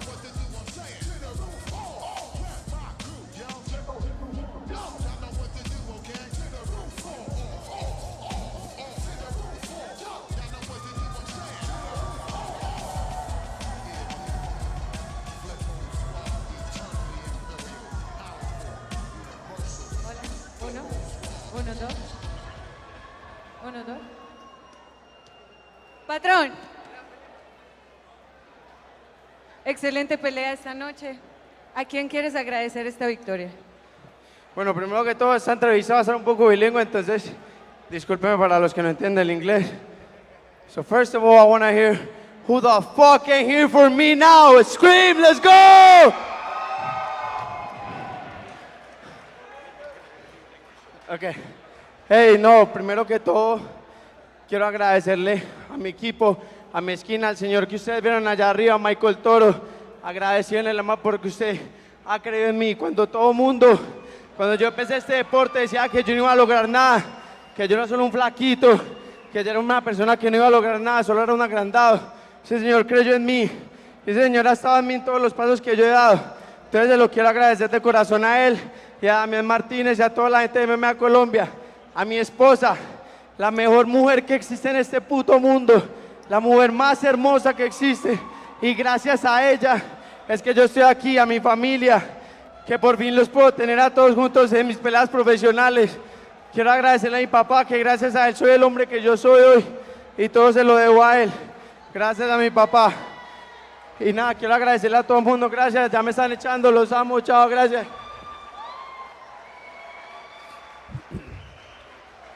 Por último, patrón, ¿qué sigue para ti? ¿Qué sigue para Colombia en las MMA? Sigue que esta transmisión va a ser vista en Estados Unidos y necesitamos apoyo acá. Acá no es que no haya peleadores de alto nivel, es que necesitamos más apoyo económico para lograr impulsar el deporte. Entonces yo sé que esto va a estar por Estados Unidos. Quiero decirle a todas las personas que los aportes que ustedes pueden hacer allá, los hacen acá y van a valer por el triple, el cuádruple. Para todos los que quieran apoyar, apóyennos, que aquí sí hay talento para sacar un peleador campeón de UFC. Aquí en Colombia sí hay talento y necesitan apoyarlo. Con eso cerramos. Muchas gracias, patrón, por tu pelea y muchas gracias a todos. Seguimos con este increíble evento.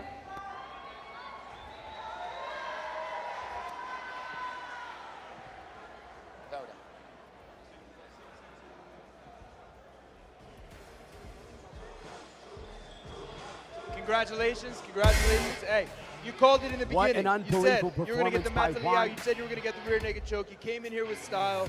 Now talk to the people. First, we got to know, what was the beef about? Hopefully you did a beautiful job getting up there, bringing your coach on the cage, giving your flowers to your people. What was the beef about between you and your opponent?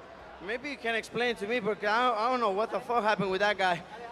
He came on the way, all macho man, and trying to put himself in my face. I didn't even know him, and he was trying to act so tough or whatever. The only word I said to him was like, I'll see you in the cage, don't worry. So when I was here, I was looking at him and I'm like, it's here. I don't give a fuck outside. I'm not gonna fight him for no money. But when we are in here, he's never gonna touch me. And you can see it, he didn't touch me. Hey, you handled your business in here. Now you were saying something on the Spanish interview with the American crowd. Talk to the American audience here and tell us what you were saying. Okay, guys, you right now were able to see and expect a real high caliber fighter. We can be much better than this if you guys come in here and support the sport more. You guys in the US, you can support your athletes, that's great, but if you have the money, have the resources to help and able to help guys like me, guys like my teammates, beast, like guys with a lot of talent, but we don't have the money or the resources. So please, we will love that. Hey man, you made a great showing for yourself. Congratulations, you got star power, you showed it, you did it with style. Congratulations. Anybody you want to thank, your coaches? Yeah, no, I want to thank everyone, and this is a dream, Mickey. I truly admire you, and the fact that you interview me right now means a lot, and it motivates me to keep going. I admire you as well, my friend. Congratulations. El Patron!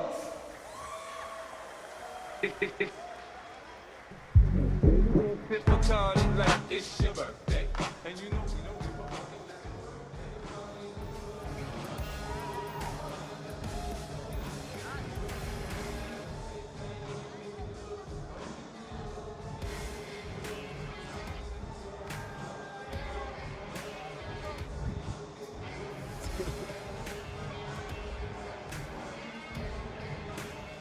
Next on deck, Laura Cañón takes on Rudy.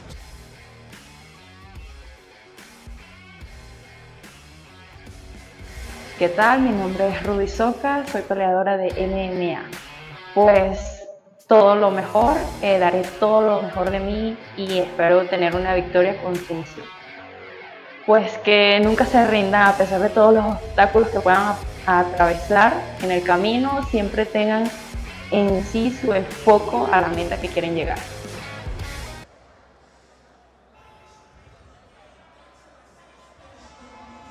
Ben the Bane Davis, you were saying something, my brother. Mickey Gall, I wanted to talk about Juan Trujillo a little bit more, but we'll save that for the post-fight recap. Right now, we've got Rudy Soca entering the trenches for the very first time. I will admit, I think this is the fighter who's from Minnesota. I think you're right, my friend. I think you're right. I don't want to contradict you here. And you're surprised. I'm the one who gets hit in the head for a living.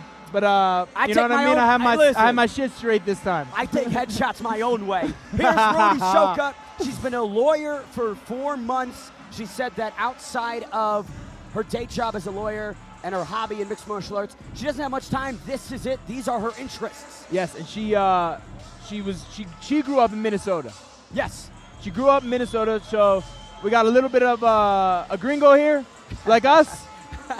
God, I mean, her English was, you know, good, but definitely. We got push-ups going on in the background. Yeah, there's a push-up competition going on right here.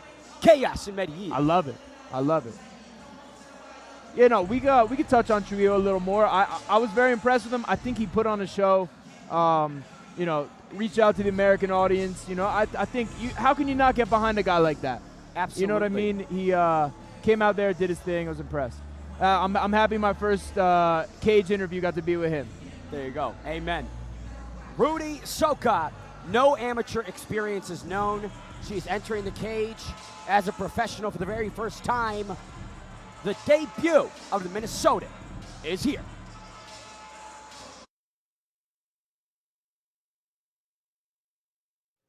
Soy Laura Cañón, conocida en el gremio como Nikita. Bueno, la verdad no tengo mucho conocimiento de mi oponente, pero me he preparado muy bien para esta pelea. Yo creo y considero que uno a veces se tiene que enfocar más en el trabajo de uno, más allá de buscar una estrategia. Entonces, yo sé que va a ser un candeleo muy bacano y pues yo siempre me he identificado, siempre busco en mis peleas que sea un espectáculo muy técnico, más que ganar y finalizar. Me veo finalizando en el striking, siento que he pulido muchísimo mi juego, conozco de mi contrincante que es grappler, que tiene buen jiu-jitsu, pero la verdad estoy confiada, estoy segura, aún así yo he trabajado mucho mi lucha, mi jiu-jitsu con Affinity, con el profe Frey Serrano, entonces no, estoy confiada y yo sé que vamos a dar un gran espectáculo. Pues a mi oponente le puedo decir que no se guarde nada en la jaula porque yo voy con toda. Muchos me ven aquí delicada, pero pues yo cuando entro a la jaula me transformo y yo le voy a dar guerra, entonces espero lo mismo de ella porque sé que también se preparó.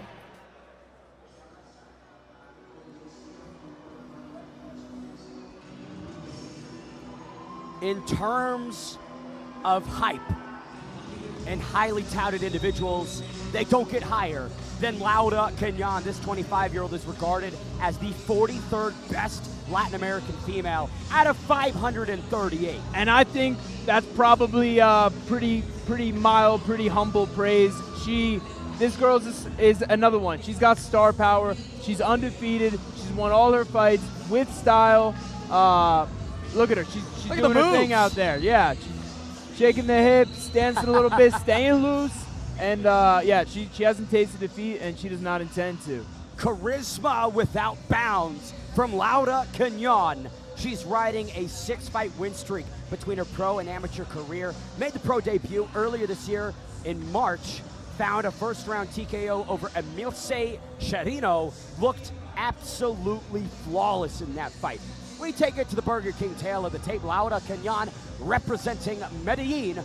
Rudy Soca, the Minnesotan, by way of Venezuela. 12 months separate these ladies. You can see Cañón will have a bit of a height and reach advantage. Freddie Serrano's own Laura Cañón takes on the Thai grappler trained Rudy Soka. Rudy Soka took a 20-hour bus ride to get here for the fight tonight. She was not denied getting here. Her travel was worse than yours, Ben. I would say it was just as bad. I think that they're different we don't need to compare. Apples and oranges, Mickey Guff. But no, truly, like the battle for Rudy Soka began getting here. Like that was the true challenge. That was the test, and she passed it. Now here she is with an even stiffer test in Laura Cañón. But a big opportunity. Absolutely. A win over Cañón pole vaults you up into the upper echelon of recognition in Latin America. Listen, some people avoid hard fights. Rudy is not doing that. I always say, big names make nice trophies. What do you get out of beating someone who's not that good? She's out here taking the stiffest challenges. Hats off to Rudy, and I think we're in for a little battle tonight. Robert Whitaker, Jalen Turner, Yasmin Uruguay, heavy favorites that have all come up short tonight. Let's see if Rudy Soka can tap into that spoiler energy here in Medellin, Colombia. Laura Cañón with the world behind her and as much confidence as one could possibly muster. Mickey Gall, one thing's for sure, it's gonna be fireworks. Oh yeah, fireworks and smoke bombs.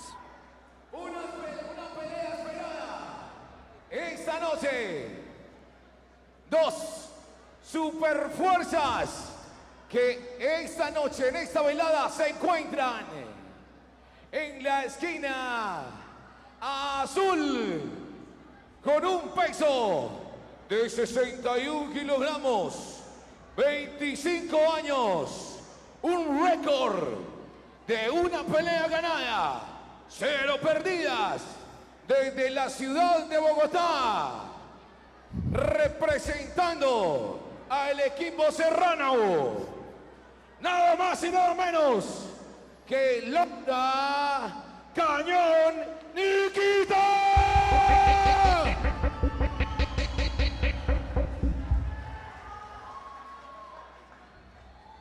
Y con la cuota de nuestra hermana patria, Venezuela, esta noche nos acompaña en la categoría de 61 kilos con un récord de una pelea ganada, 0 perdidas, una edad de 26 años, representando al equipo Thai Grapplers MMA, Rudy Soka.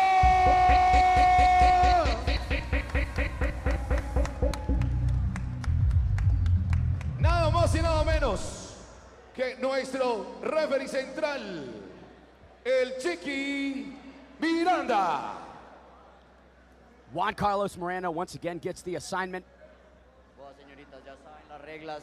Pelea profesional, 3 rounds, 5 minutos. Se discutieron tras bambalinas. Hagan una pelea justa, limpia. Sigan mis instrucciones todo el tiempo. Cuídense. Choquen guantes si desean. Touch of gloves. And we are underway in the women's bantamweight division. Laura Cañón, unblemished in all of her 7 fights. Rudy Soka making the walk for the very first time. Laura has a lot of hype behind her. We'll see if she can live up to it. 3 5-minute rounds. Soka is in the red gloves with the all black. Laura Cañón in the blue gloves with the red and black kit. She looks very comfortable striking. If she's training with Freddie Serrano, you know she's got some wrestling as well. Big chain combinations here from Cañón. Soka trying to grapple, clinch up. Good tie clinch there. Oh! Good tie clinch there, really standing her up. Solid, yanks her to the ground.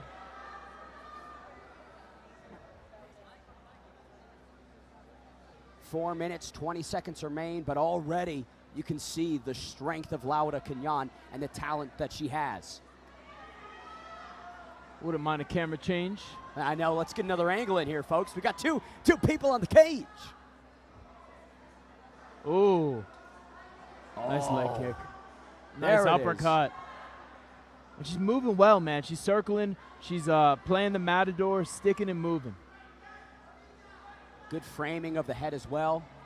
Rudy Yeah, trying that to tie just... clinch is tough. Look at her. Look at her. The way she's holding this here. Not all strikes are created equally. Laura Cañón definitely having a bit more impact and oomph when she lands. Using the modified clinch here. Beautiful shots to the body. Soka does not like that. Not a good spot for Soka. Disengages. Soka with a taekwondo background eats that big right hand. Still pushing forward.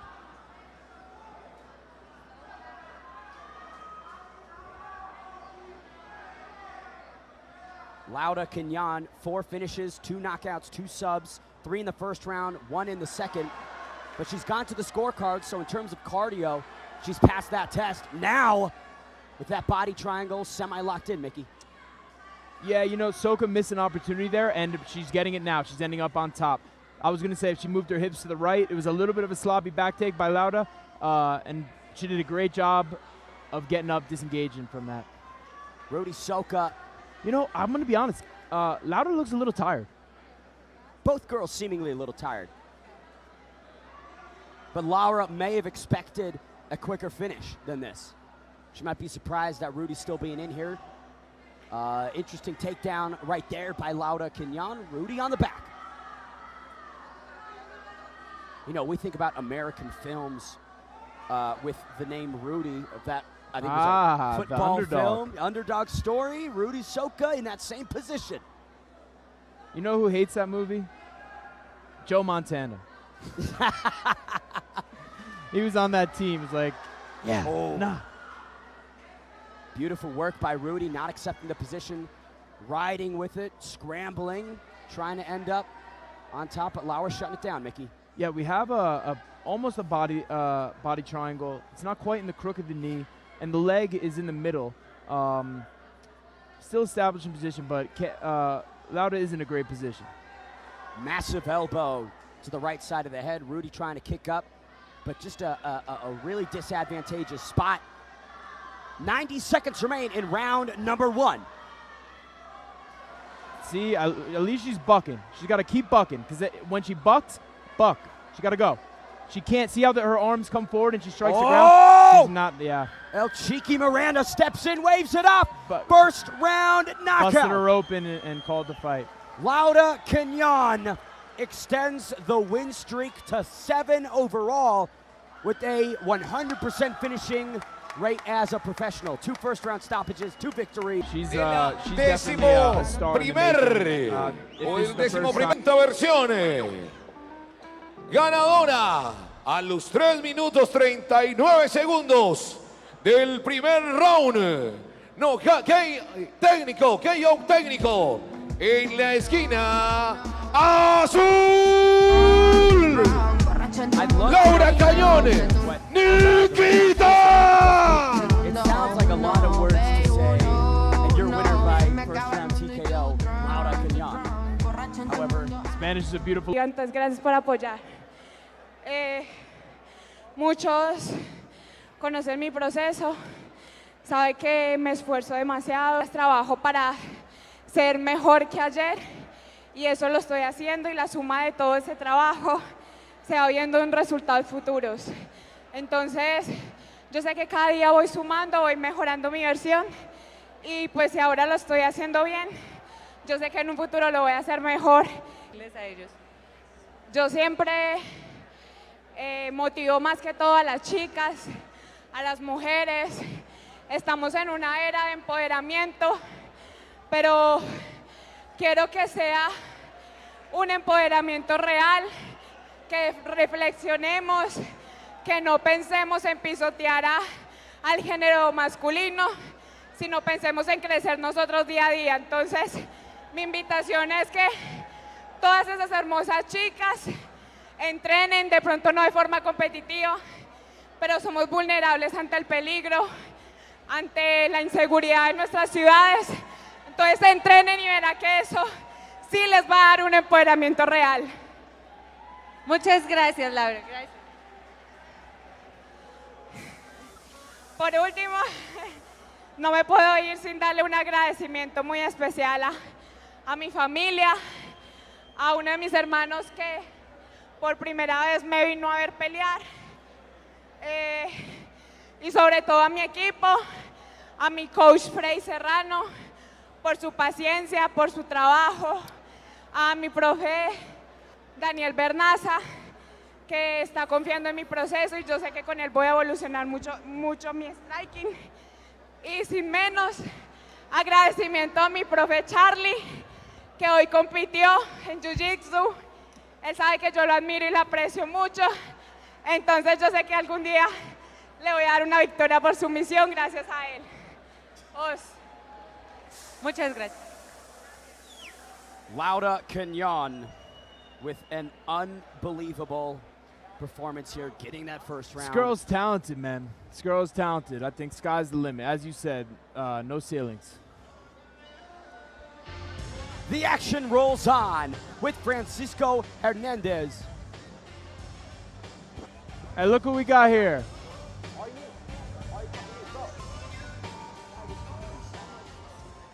Hola, mi nombre es Juan Rincón, soy de la ciudad de Zipaquirá y represento a 300 MMA. Es una muy buena pelea, es una persona atlética, fuerte, entonces creo que es un choque de trenes, literalmente, es una muy buena pelea.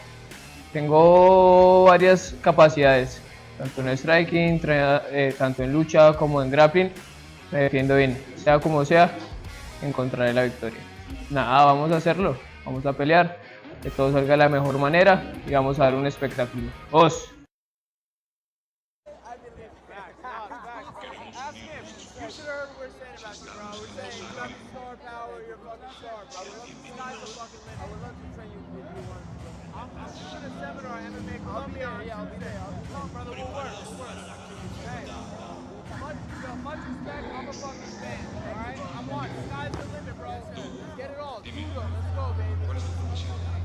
Soy atleta, señor.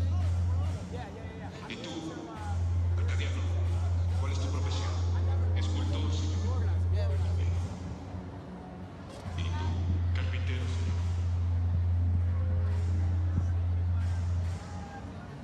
¡Espartanos! ¿Cuál es su profesión? Always good to get a quick word in with Juan Trujillo as he comes to the commentating desk, seemingly unharmed. I know he's going to take a bit of a layoff here 3 times in the last 9 months, but hope to see him back soon.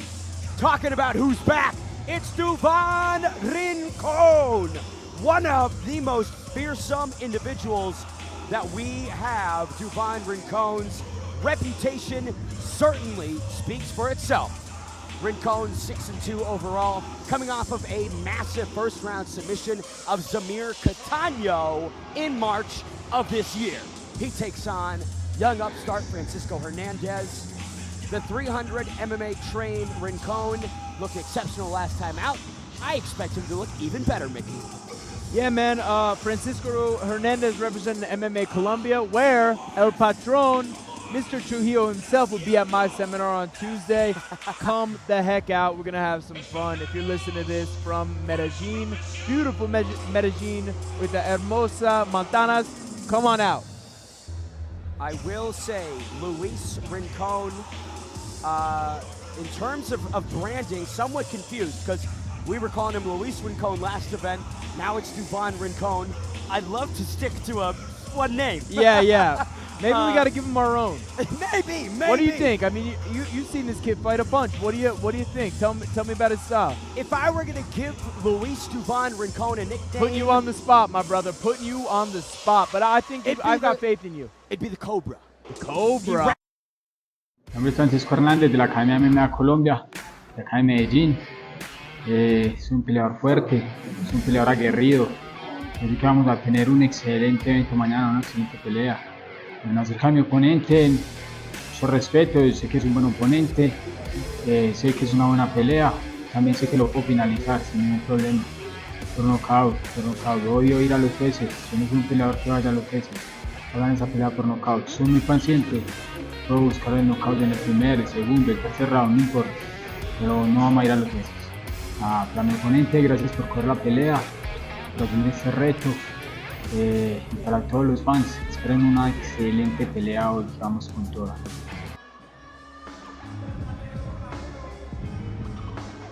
Back for his second Empire mixed martial arts fight. He's a Terminator. He's a juggernaut. All in and give you guys a show. And it definitely can. Both guys have had some serious success within the Empire Mixed Martial Arts Octagon. Y en la esquina roja, con un peso de 63 kilogramos, un récord profesional de 2 peleas ganadas, 1 perdida, 0 empatadas.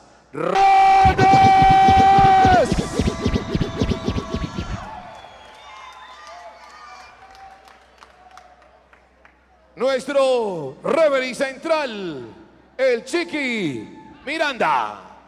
Juan Carlos Miranda accepts this assignment here. Ok, muchachos, pelea pactada 3 rounds. Ya saben las reglas, peleadores profesionales. Escúchenme todo el tiempo. Hasta que yo no dé la orden de parar, no paran. Ok, escúchenme todo el tiempo. Muchachos, choquen guantes si desean. Luis Rincon, 4 submission victories, 3 of those arm bars. 1 of them a rear naked choke last time out. Francisco Hernandez, 2 first-round KOs. Grappler versus striker, Mickey Gall. We got a stylistic clash right here. Could have heard a pin drop when they were announcing Rincon. I think Hernandez is the fan favorite out here. He got a little more of a pop. Oh, a teep to the face and ended up on his ass. Rincon wears it well. He has passed this stylistic challenge before. And right where he wants it now, Hernandez pops back up. Oh, he's going for a body throw, yeah. Interesting tactic by Hernandez to engage the grappling with the grappler. Yeah, he went body to body there. Oh. Hernandez in the red gloves with the black and gold. Luis Rincon in the blue gloves with the white and black. Now, does my memory serve me correct? Did Rincon call an armbar? I believe Rincon called an armbar. Our pre-fight interview, I think you're right. Another body-to-body throw. Call that a 5-star throw, potentially. Fucking A. Hernandez is as athletic as they can come. You can see he is sculpted like a Greek god. But again, Luis Rincon has experience. He's got 8 professional fights. That is over double the experience of Francisco Hernandez. He's seen everything you could throw at him. Yeah, we got a little butt scooting, coming to a little, yeah, these guys got their style too. There's a reason this is the feature bout. I think we're in for a fun one right here. Luis Rincon, again, submission specialist by trade, but is willing to throw leather when necessary. To be honest, I like what he's doing from the stand-up aspect. I like it. I like the little bounce to his step. I like the way he's moving his head. He's moving his body around. I think he looks good right now. Hernandez, look. Oh! Out cold! Holy smoke! Francisco Hernandez with a highlight reel KO of the ages. I gotta put my foot in my mouth. I like what he's doing right now, and bang! This man fucking threw a flying knee, cracked him. That's our finish of the night. Talk about fireworks in Colombia. Francisco Hernandez absolutely silences Luis Rincon. Mickey Gall, this finish. Look at this, he fakes the Empire MMA. You cannot train that level of ferocity and creativity into a fighter. That's in his DNA. No, it was beautiful. Rincon is back up on his feet. Hey man, this is part of the game. It's a game of inches. You know what I mean? The human body gets touched in the chin the right way, it goes to sleep. And when you throw a beautiful, powerful rear knee like that, flying rear knee, that shit happens. That was unbelievable. That's our knockout of the night. That's our finish of the night, if you ask me. And we still got our co-main and our main event to go. Francisco Hernandez becomes the first man to ever finish Luis Rincon. What a feather in the cap for that young fighter. We talked about this being an opportunity. The feature bout. And he grasped it with both hands. Knocked it out the park. Knocked it out the park. 2 body-to-body throws. Gets up, throws that flying knee. Unbelievable. Good respect and sportsmanship. Again, hometown hero. The crowd was here for him, and he gave them a special treat. And he gave him a true flying knee. A true flying knee. The rear knee, jump, bringing it to the front. A lot of people throw a bicycle knee where you bring either the rear leg up first, and then you come with the initial lead leg. That was a true flying knee to the face. Those are rare. Those are beautiful. Unbelievable. 1 in a million. I anticipate a large jump in the rankings. 3 first-round KOs for Francisco Hernandez. He has truly put it all together in his competitive career. We sent it inside to make this first-round knockout official.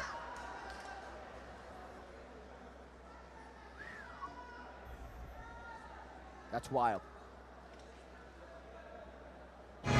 Where's the smoke? That smoke came off that knee. Wild is an understatement, my friend. That's muy loco.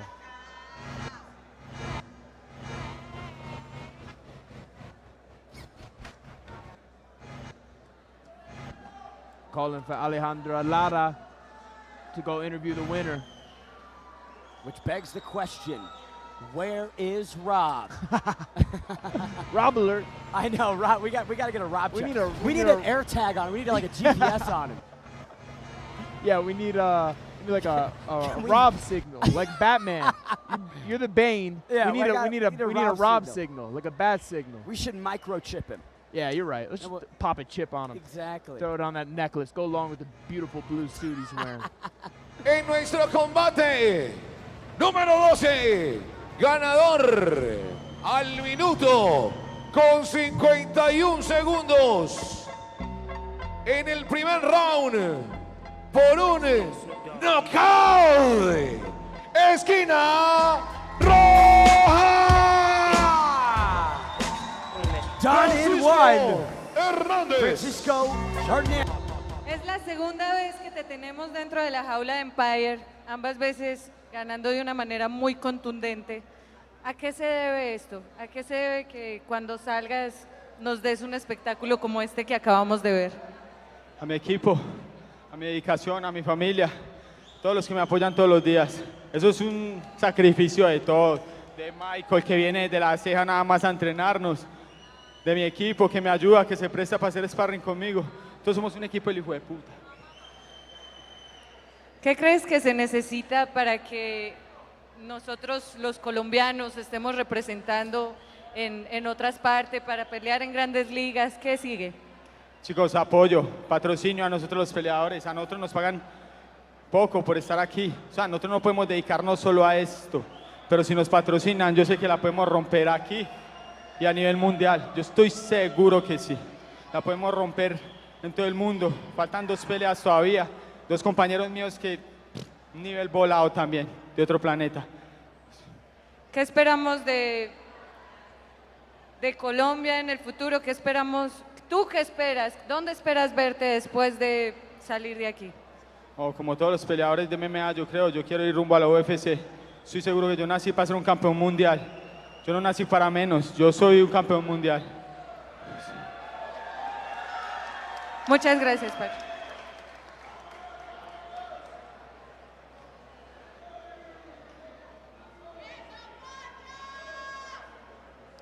What an emphatic result for one Francisco Hernandez. Life-changing does not begin to describe.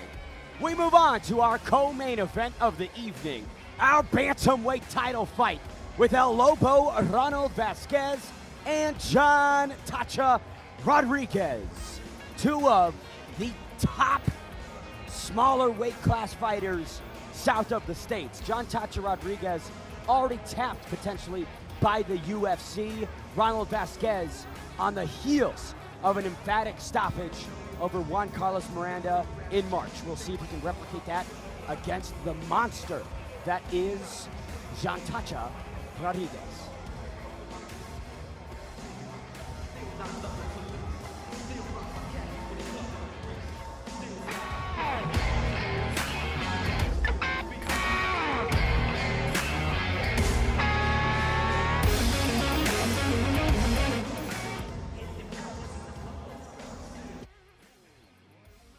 Mi nombre es Jhon, soy de Bogotá, Colombia. Bueno, mi oponente sabe el grappling, sabe el striking, entonces siento que es un peleador que tiene mucho juego, entonces me preparé para eso.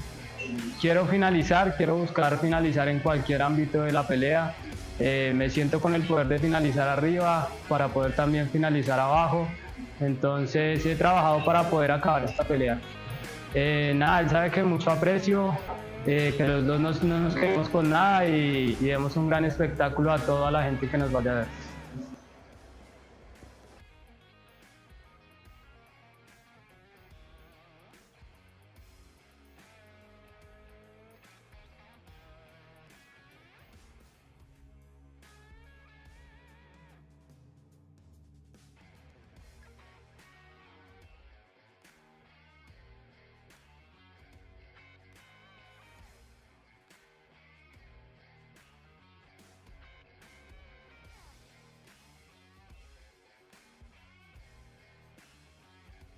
In these final 2 bouts.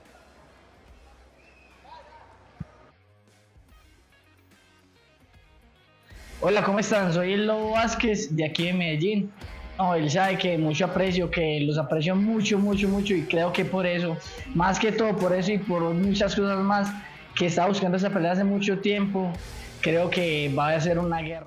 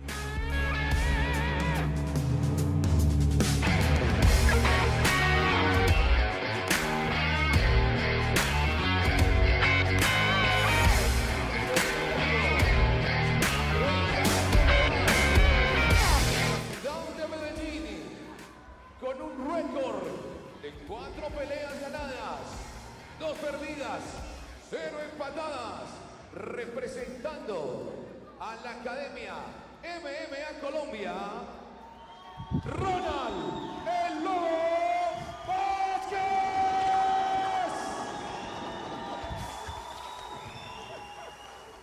Pelea por título. Our sound is back. Esta noche, just in time. Alguien se llevará el cinturón a su casa. Y como Robert Central, el Chiqui Miranda. Juan Carlos Miranda accepts the officiating in our co-main event, our bantamweight title fight. In his last fight, he fought the gentleman on the right. He won't look at him. Just goes to show you how professional Oh, Cheeky. there. Oh, we got one A glance. little bit.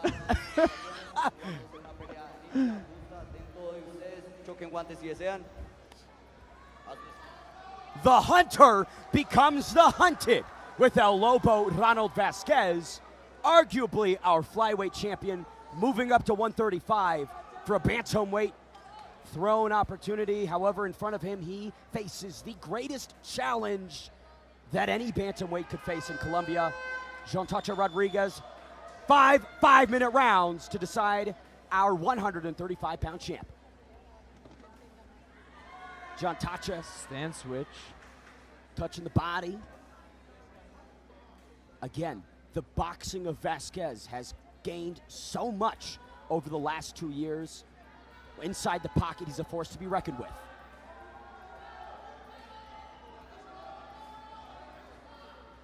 You know, I'm watching Rodriguez's feet, the way he's kind of sliding across the mat right now. It shows athleticism. That's a beautiful snatch single. Easy finish for him, right into side control. 40 seconds into our title fight, Jhon gets it to the mat. We'll see if El Lobo's grappling is up to snuff. Look at the tattoos. I mean, this guy is as inked as they come. Not as inked as Andres Escudero. We got some nice ink out here in Medellin, bro. Talk to me about that control of the right arm over the right leg. You know, as he's getting into a little bit of a half guard, I don't love it. I like if you underhook the right leg, the far leg, it can work like an underhook. Because anytime you're in side control, you want to underhook the far arm. But if you underhook the leg, it can work to the same purpose. Underhooking that one, it's easy for the guy to shrimp out and regain a half guard, which is what happened here. First title fight for Jhon Rodriguez.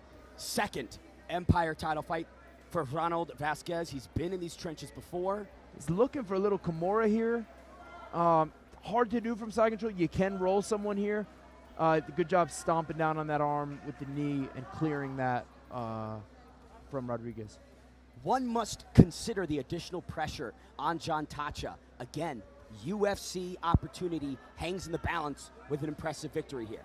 Yeah, and you know he's cooking him right now. He's in side control. He's putting his weight on him heavy.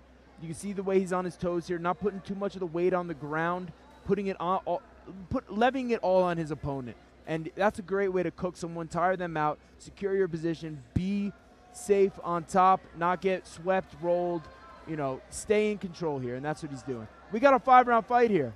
You got to, you know what I mean, take your time, marinate the boy a little bit. High IQ, certainly not a question for Jhon Rodriguez. And again, advisable strategy against a person with as heavy hands as El Lobo Ronald Vázquez. They don't call him the hunter for nothing. Yeah, El Lobo got himself back to the guard, but his head is up against the wall. It'd be nice. Now, the refs give a hard time for putting fingers in the cage, and it's hard to touch the cage off with fingers, but like he was doing there, you can use your legs or hand and spin off that cage so you're not so jammed up there. I'd like to see him do that. We're now in a half guard position where he can't get jammed up there. Now, the guy on top can distribute his weight forward pretty heavy because the cage is there to block him. He won't get rolled. Do you understand? Yeah. He'd usually got to keep your weight back a little bit. Here you can push it forward because if he goes to roll you far, the cage will. Now he's up. Vázquez makes his way back to the feet. 90 seconds remains in round number 1. Our co-main event has been largely contested on the mat. We'll see if El Lobo can punch his way back in. Tacha's looking for that check hook. Comes with the right hand. Ooh! Excellent Beautiful, combo. Spears him. beautiful. And once again, hooking the leg, sliding into control. I like that one a little better, the way he went through the one leg and grabbed towards the other hip. That can control, because we want to kill the hips inside control. But regardless, he's back up. Good wrestling in reverse from Lobo. Ronald Vázquez has a heavy grip. Jhon Tacha certainly feeling it. Not the spot that Rodriguez wants to be again. Good sprawl. Oh. Mistake by Lobo. Little sloppy. Little sloppy. Great entry, though. Just under a minute remains. And Man. for the third time, Jhon Tacha brings Ronald Vázquez down.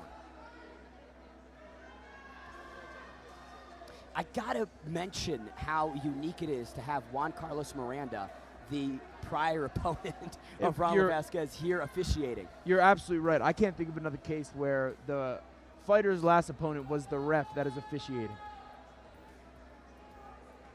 Bit of a stalemate here, Vázquez. Now he has him in a guillotine. A guillotine from side control can turn into a Von Flue choke very quickly. So it's a little dangerous. It's ill-advised to grab a guillotine from side control. Here you can grab a guillotine when in the guard. You can control their hips. When you can't, you can get choked yourself in a Von Flue choke. Some would say a St. Preux choke. Some would say St. Preux. Oven St. Preux really did his thing with that choke. Round one in the can in our co-main event. Vázquez Rodriguez. Really interesting first round. Seemed like Jhon Tacha was passing all of the tests that he needed to in that first round. Yeah, you know, I think he won that round soundly. I'm going to be interested to see how both fighters' cardio holds up throughout this fight. There was no near finish there. It was a grinding, tough fight. Both guys look good right now as Tacha's listening to his corner right here. They're shaking out his arms, you know, keeping him fresh. Same thing over here, but neither guys look like they're breathing too heavy. Both seem to be well conditioned. Cardio is a weapon and is integral to being a champion. And certainly a blessing and a curse. You know, we've seen offensive wrestling drain guys if they're not able to get someone to the mat or keep them there. That's a hindrance. Some would say the bane of the game plan. The bane from the bane. In there myself. Man, this is a great fight. I'm excited. Round two of our co-main event. Cheeky Miranda gets us going. El Lobo largely neutralized through the first 5. Oh, a head kick. Head kick from Tacha. Made him switch his stance. Came out southpaw. Got that head kick. Was like, let me go back here. The tools that Rodriguez is displaying are so varied. Little headbutt. So diverse. I mean, Vázquez got to make it dirty. Yeah. Hey, imagine if we got 2 tonight. Back-to-back flying knees. One could wish. Excellent combo by Tacha. Yeah, went low to the body, brought the hands down, came over the top with the right hand. El Lobo frozen in the pocket. Seems that like snatch single. Oh, he uses that so well. Again. He's like he's always there to grab that leg. It looks effortless from him. Man, he wants it. You can tell he wants it. Yeah.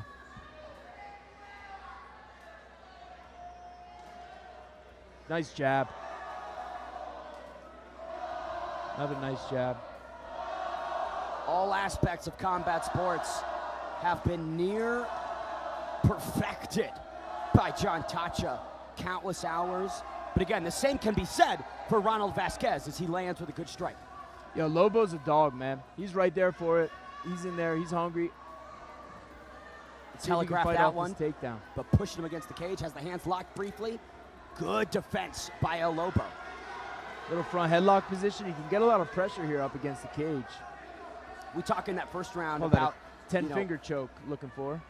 Jhon Tacha wearing on El Lobo. Now El Lobo kind of wearing on Tacha, except here's a takedown. You see Hector whacking the feet out of there. He doesn't like that. He didn't like the toes in the cage. See if he gets those. He's pointing them out. Vázquez once again trying to walk, isolates that left arm of Tacha.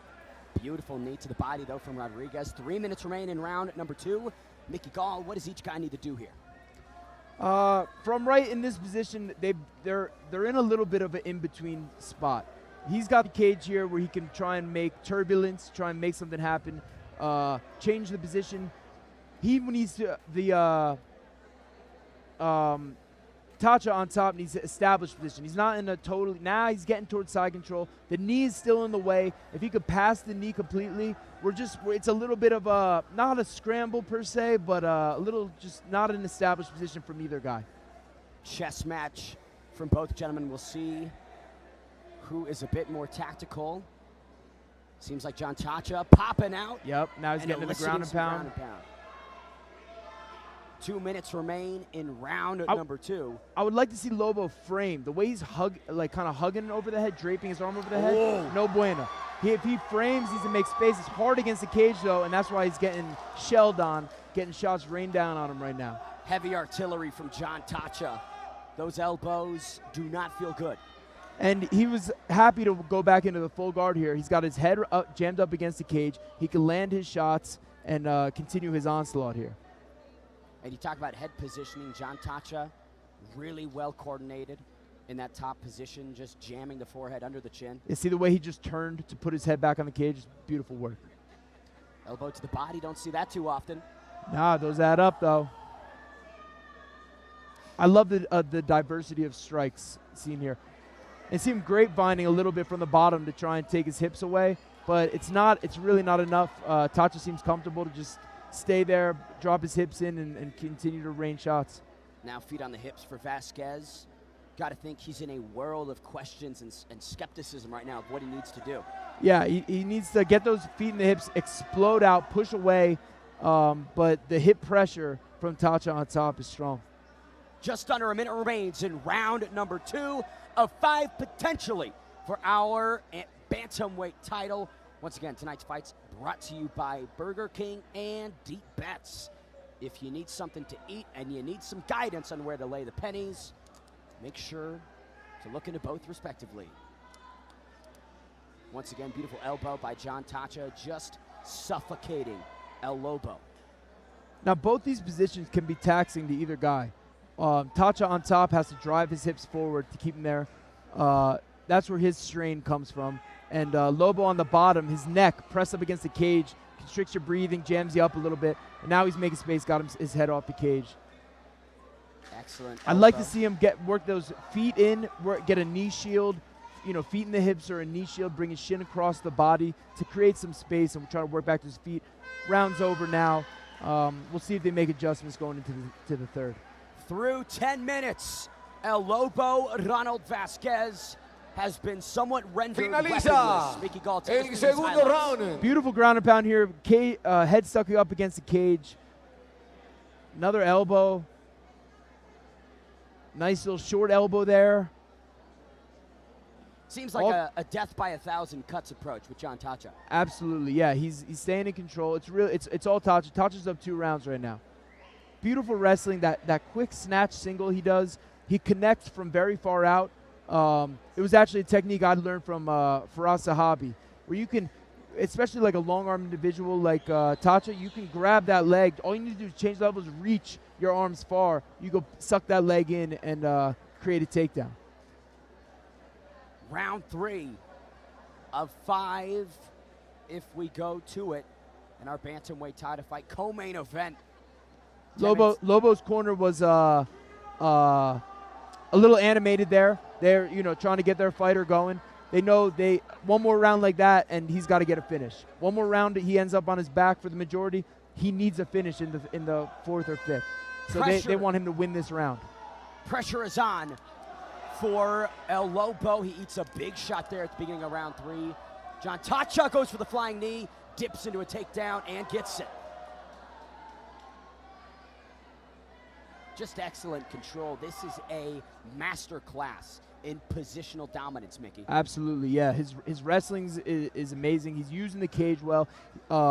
Lobo's getting cheese grated around the cage. He's going to have some scratches he's going to feel tomorrow for sure. Cheese grated. Seems like he might be lactose intolerant as well.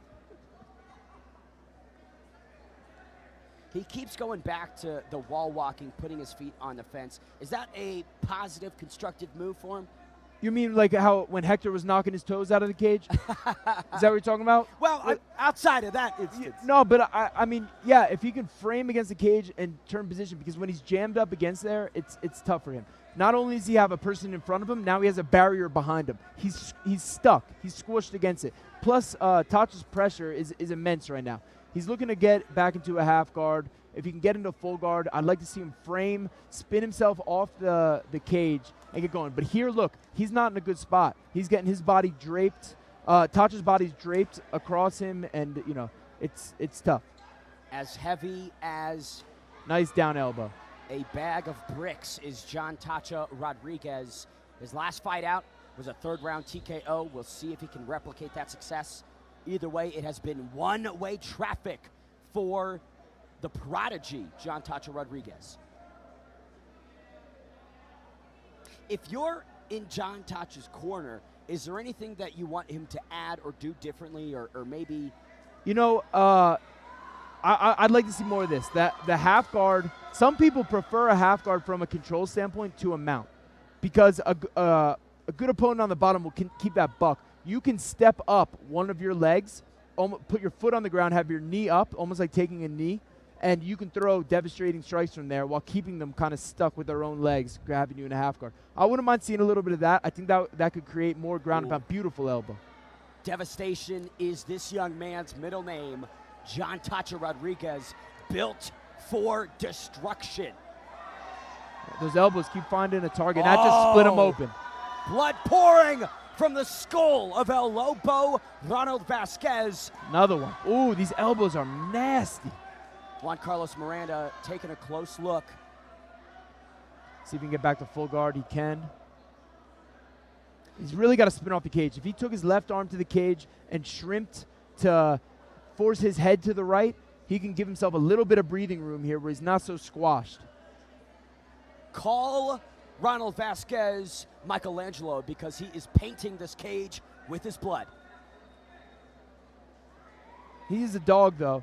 I see no quit in him. It was like nothing. He's this blood, no problema. For a guy as tenured as Ronald Vázquez is, beautiful correction there, the way he moved his hips to the left there to put his head back on the cage. This is really a masterclass in cage wrestling from the ground from Tacha Rodriguez. El Lobo trying to be active off of his back here. And he's leaking. Wow. And again, an elbow. We'd love to get a stat counter on the amount of elbows that Tacha's landed. Tacha is a grinder. The blood doesn't seem to be going into the eyes of Ronald Vázquez, so cut could be in a worse location. Absolutely. It's not in a terrible place. It probably looks worse than it is. Oh, looking for a little arm. See, when he gets his hips off and his head off to the side, he's got to keep moving there. A lot of times you see people go for one move. You got to turn 1 into 3 sometimes and give yourself a more of a fighting chance. So we're about to be 3 rounds up for Tacha. 45 seconds remains. With each elbow, it is another inch in the 6-foot tomb of El Lobo Vázquez. Couple nice left hooks. Another down elbow, sharp. Constant right motion. chin. Good work by Lobo momentarily, but again, nothing going. Yeah, I like the idea of him getting those butterfly hooks in. He has one in right now, but the grip he has is a little counterintuitive. He needs to frame if he's going to frame out with those butterfly hooks. 10 seconds left.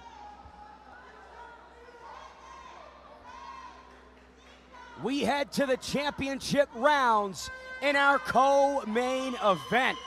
Finaliza tercer Tacha round. Rodriguez has never seen the 4th round.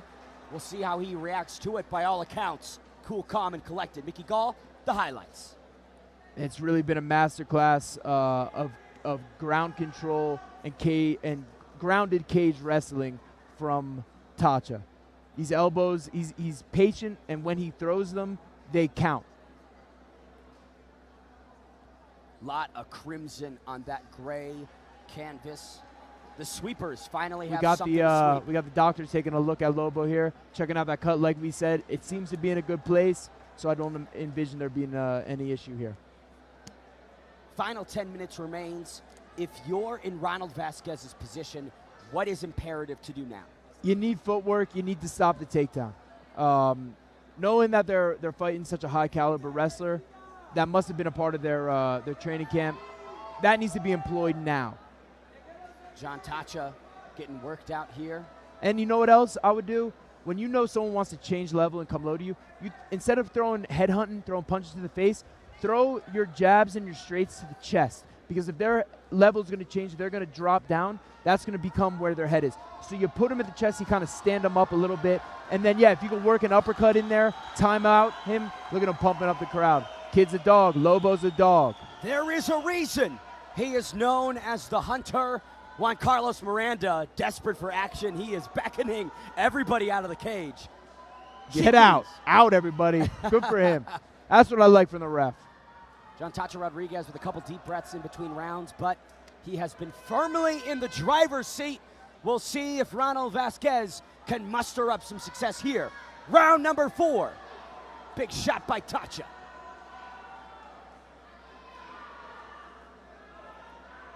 Lobo moving well. Ooh, big connections by Rodriguez.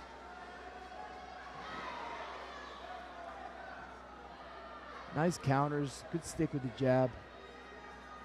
Slick movement as well. I mean, no wasted and effort. Attached. When he gets attached, he finishes. Again, Olympic 4.5 minutes to cook. The highest grappling pedigree one can possibly have. This could be bad right here for Vázquez. Got a potential Von Flue choke. Let's see if he works it. If by getting up on his toes and dropping his shoulder, he can apply a lot of pressure. Could get a submission here. It's rare, and he almost got rolled, and he could be in a potential head and arm position. He doesn't want it. He wants to just stay on top and keep doing what he's great at. There's still some strength left in El Lobo Vázquez. Oh, yeah.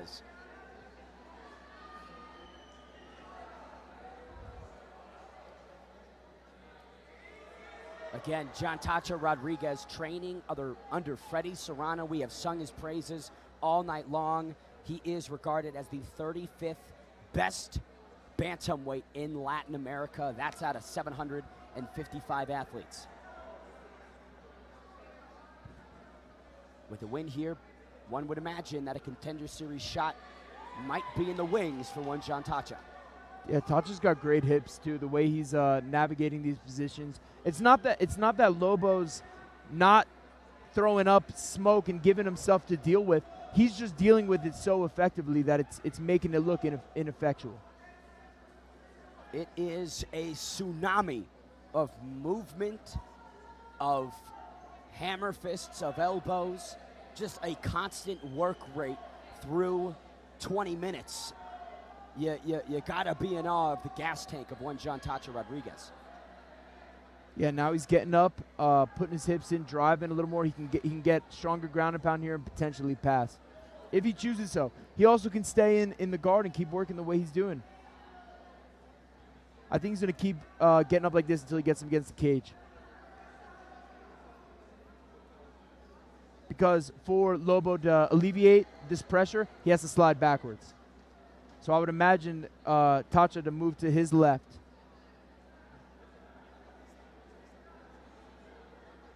Another elbow slicing through the guard.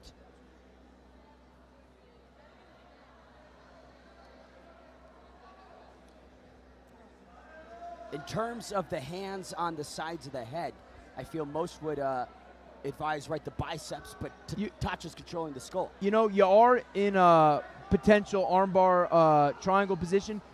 Also, if your hips are driven in hard, you can use a can opener. People act like a can opener is like a dirty move. It's a submission. It's legitimate. You can absolutely, if you have the hands on the side, if your hips are in strong, you can use that and put a lot of pressure on the head, make them open the guard, and you can pass. I've been can openered. I have been banana splitted. All of the not fun submissions to be Oh, that's in. a nice armbar. Oh! Good look. El Lobo again, still searching for moments and offensive opportunities. There is no quit in this Colombian. But it's just seemingly too little, too late every time, not enough consistency, and it's close but no cigar. Exactly. He's right back to where Tacha wants him, and that's head pressed up against the cage, body constricted, Tacha working. Every fight that Jhon Tacha has won has looked like a Jhon Tacha performance. It has been him in the driver's seat, dictating the pace, the pressure, and usually he's in the driver's seat. Yeah, Tacha's got a lot of experience. You know, he's 12-2 or 10-2 professionally. Has 10 professional fights. I believe he had 3 amateur. He, you know, this kid is absolutely a prodigy. And we look at his lone loss. Oh, nice strikes. Yeah, tell me about his lone loss. So, since 2020, Macias Urania KO'd him in the first round. It was a crisp combo. It was kind of how Alex Pereira got caught. A 1-2 and then another 1-2. Outside of that, he's looked flawless in his last 6 performances. I think Tacha might have gotten cut open as well. Round 4 comes to a close. Jhon Tacha Rodriguez has booked every round so far, as dominating as you could possibly be. 5th and final round. Finaliza el cuarto round. I think comes a couple nice strikes here. Bang, bang. Oh! Juan over? Carlos Miranda has waved it off. Your new bantamweight champion, now 11-0, 11-2, excuse me, Jhon Tacha Rodriguez. Mickey Gall, I think this guy's ready for the next stage. I agree. This was a workman's-like dominant performance. He stayed in his potentially contender series. Like you said, he's been touted to get into the UFC soon, and I think we're going to see this kid here soon. 4 in a row with 3 finishes inside that win streak, and now some hardware to bring home. You can see Jhon Tacha Rodriguez still very composed. I think he might be feeling the pace just a little bit, slightly. I mean, that's 4 He hard put a lot of rounds. work in there, man. He should be. And Lobo, I think the doctor stopped the fight. Lobo wants to keep going. That kid's a dog through and through. Hats off to both of these warriors tonight. No better bantamweight. Look at him. What a stud. Sportsmanship. Again, the respect is palpable from nearly all athletes down here in Colombia. It is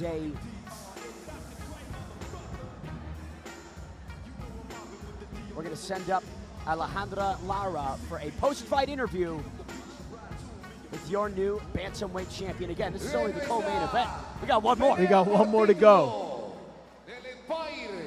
En nuestra quinta versión, ganador en el cuarto round por nocaut técnico en la esquina azul. Un placer verte pelear.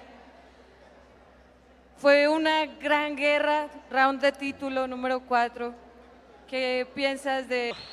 Este cinturón representa mucho para mí y nada, amo a todos los que siguen las MMA, a los que me siguen a mí, a los que me apoyan.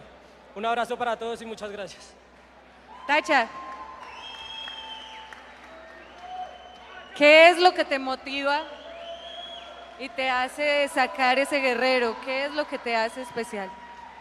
Bueno, yo soy una persona común como muchos de los que están acá. Vengo de un barrio normal. Tengo muchos sueños que quiero cumplir. Estoy trabajando por eso. Y esto es un paso más para estar más cerca al sueño. Se vienen grandes cosas gracias a mi manager Héctor Castro. Entonces, seguimos trabajando. Tengo el corazón muy acelerado, mis metas son muy altas y voy a seguir camellando para eso. Muchas gracias. Continuamos con la pelea estelar de la noche. Our co-main event belongs to Jhon Tacha Rodriguez. El campeón. As dominant as it could possibly be. I wish we had Rob to translate that one. Either way, all roads lead to our main event in a lightweight title fight between 2 heavily accoladed fighters, Sebastian Pitbull Piedrahita and Alex Rolo Torres. Medellin is on notice for this 155-pound title fight.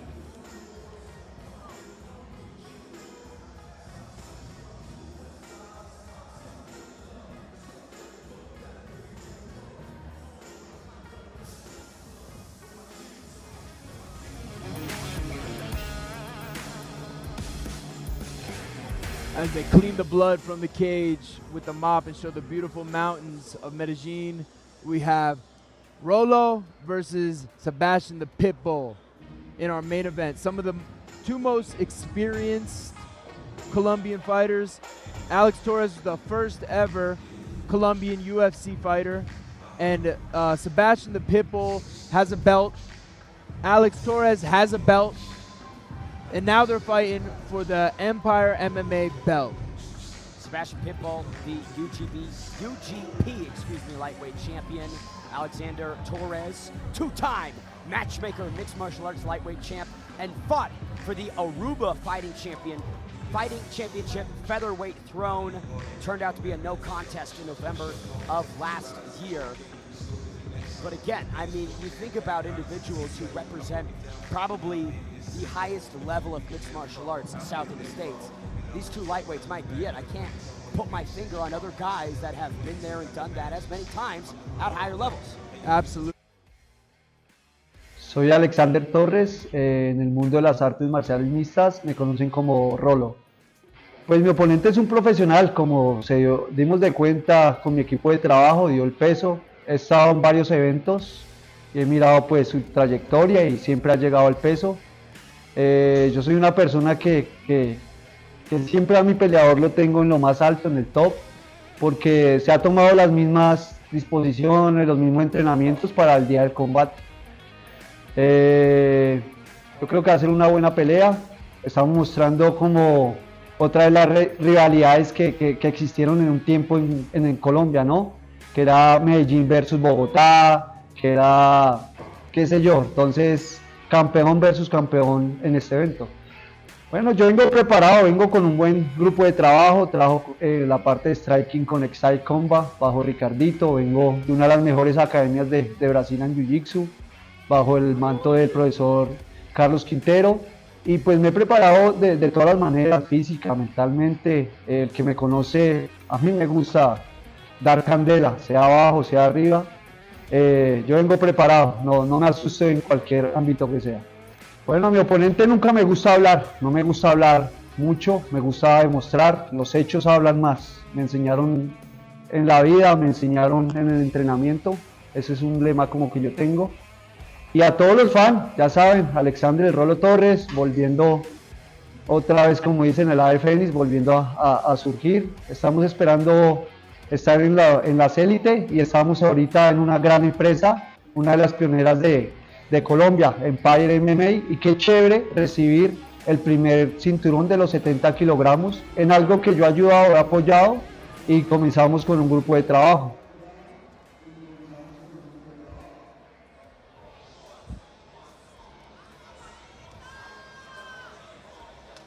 As mentioned, the first Colombian UFC fighter, it's Alexander Rolo Torres.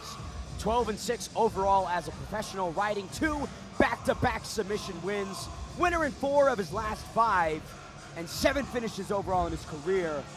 You know, you think about an individual who puts a stamp on performances, Rolo comes to mind, Mickey Gall. Yeah, man, you know, he's a true vet. He's a true vet. He came in on Tough Latin America, got to fight in the UFC. For whatever reason, only had 1 fight in there. Came out, still doing his thing at a very, very, very high level. Has a plethora of experience, and he's here right now to close out the show. I'm very impressed with Rolo Torres. He's got some local eyes too, bro. You look at him right here in this area. Now look at those eyes, bro. That's an intense individual right there. They're focused. We take it to our Burger King tail of the tape for our main event of the evening. Sebastian Piedrahita representing Medellin. Alex Torres repping Bogota. 14-4 for the Pitbull. 12-6 for the former UFC Rolo. 5 years separate these gentlemen. The Pitbull will have a bit of a height and reach advantage.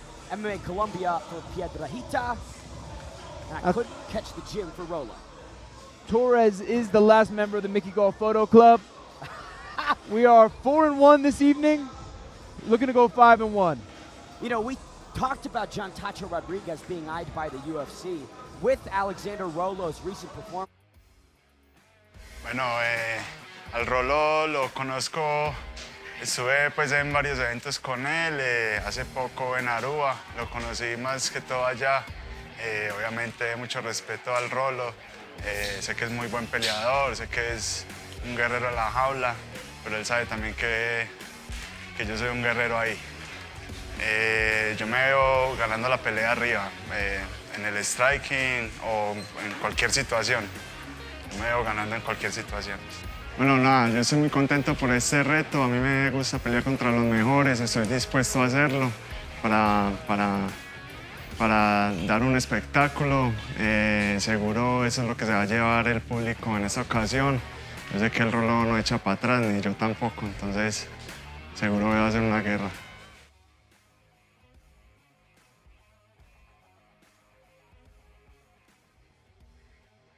Champion aiming to add more gold to the trophy case back home.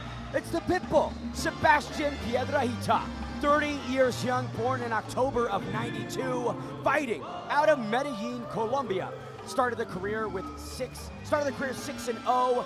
Now has 9 finishes and 10 victories, 5 of those with being first-round knockouts. Again, our final combatant entering the cage this evening. He told us in his pre-fight interview he's looking to stay behind his jab, apply pressure, and melt his opponent. He wants to stay long, but apply that long pressure, that drowning style pressure where you're touching, evading, touch, backing him up, working his game. The Pitbull ranked 68th in Latin America out of over 660 fighters. Now this is the main event for a reason. These are 2 champions. These are 2 very, very high-level fighters, guys with a lot of experience. These are a couple of dogs in there, and we're going to get to see who's going to piss all over the cage tonight. Marking the territory is anticipated for 2 of the most technical and highly experienced fighters on tonight's card. The Pitbull aiming to stake his claim against Rolo Torres. Only one man can unify the lightweight belts in Colombia. We're sending inside to get it going. Que todos estamos esperando. Pelea estelar de esta noche por título. Hoy se enfrenta el representante de la ciudad de Bogotá y de aquí de la casa de la ciudad de Medellín. Por nuestro cinturón Empire en su 5ª versión. En la esquina azul con un peso de 70 kilogramos, 35 años, de la capital de Colombia, representando a la Academia Infinity Studio. Un récord de 12 peleas ganadas, 6 perdidas y 0 empates. Alex Torres.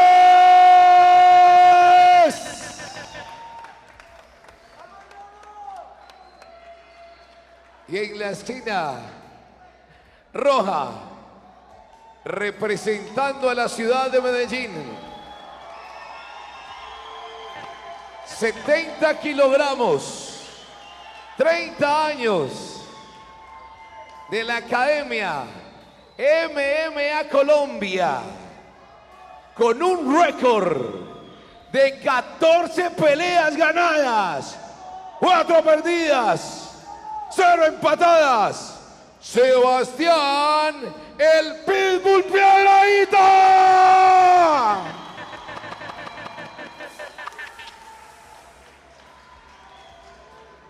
Que se sienta que esta es la última pelea de esta noche.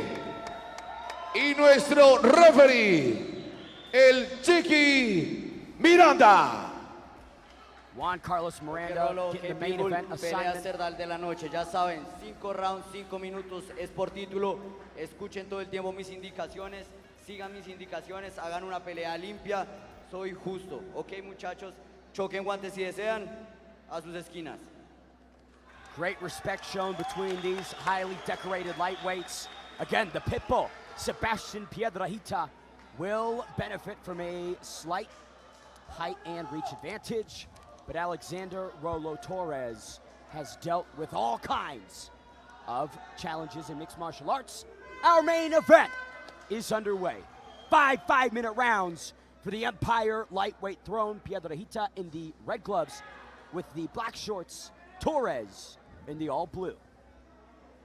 And there goes the pitbull, sticking with the long jab, staying behind it, applying that pressure like he said. He's stalking and he's sticking that jab out there.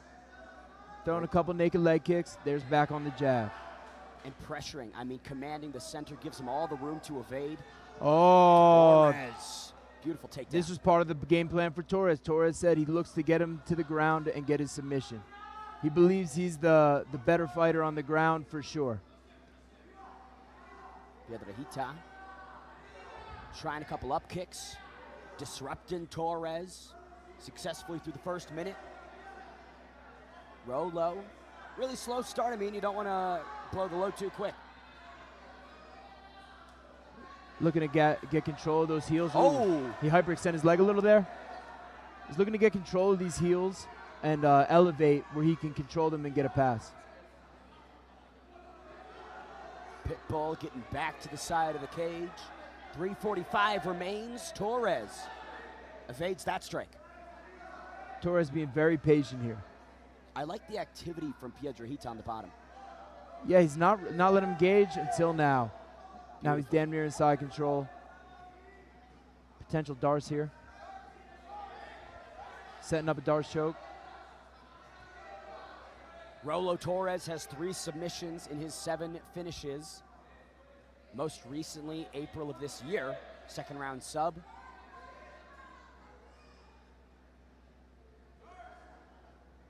We got almost a half guard with a little knee shield in between. Knee shield is that knee and shin going across the body of Torres from the pitbull on the bottom. Highly crafty elbows to the body from Torres momentarily. Back on that Darce choke. This is potentially dangerous for the pitbull on the bottom, but he's defending it well. That was 2 times it entered, and he evaded it both.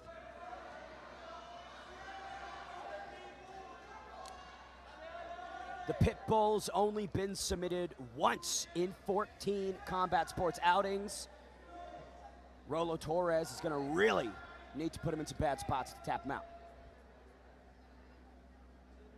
2:20 remains in round 1. Torres largely in control, but Piedrahita as active as you can be on the bottom. Yeah, very much so.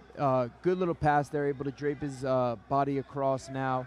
Put some pressure. Like to see him get on those toes off the knees and be a little heavy there.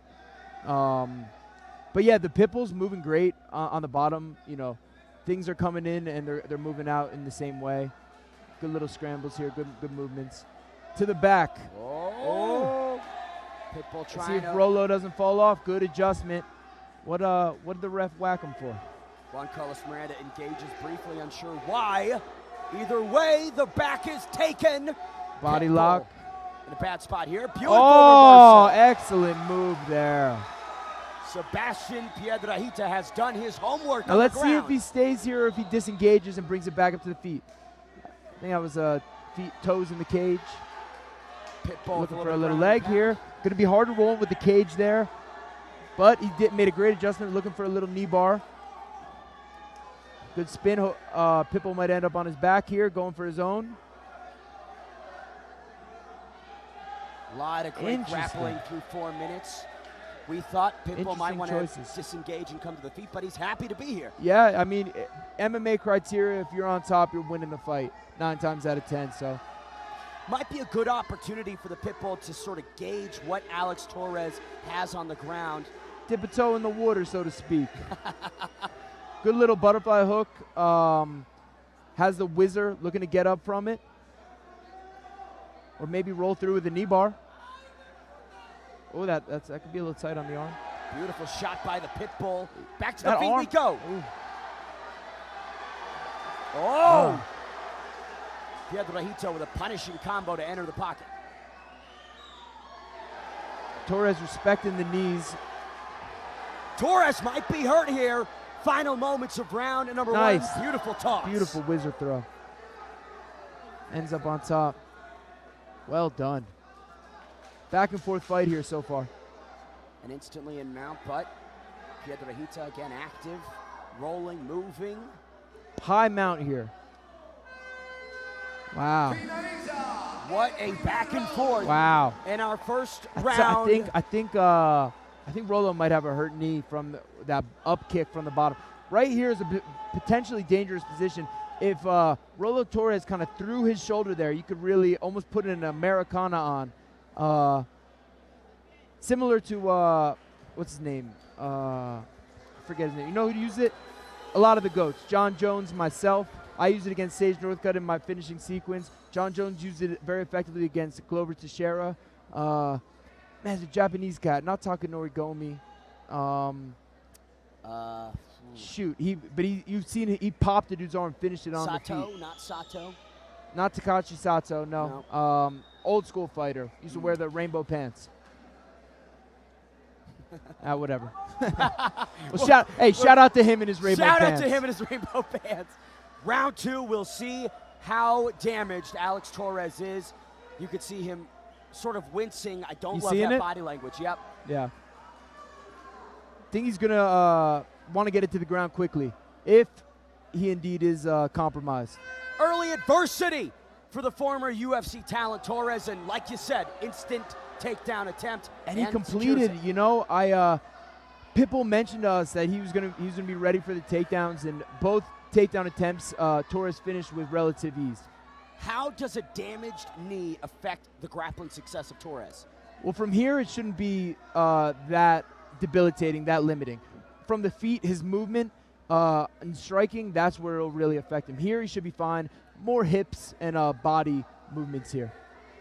Again, active off the bottom is Sebastian Piedrahita. Both guys champions in other promotions, and Alex Torres displaying a lot of championship metal here tonight. Beautiful pass, beautiful hips, the way he just stepped over that leg. Draping his body, staying heavy. I imagine Torres to want to really marinate his opponent and cook him down here. Take his time.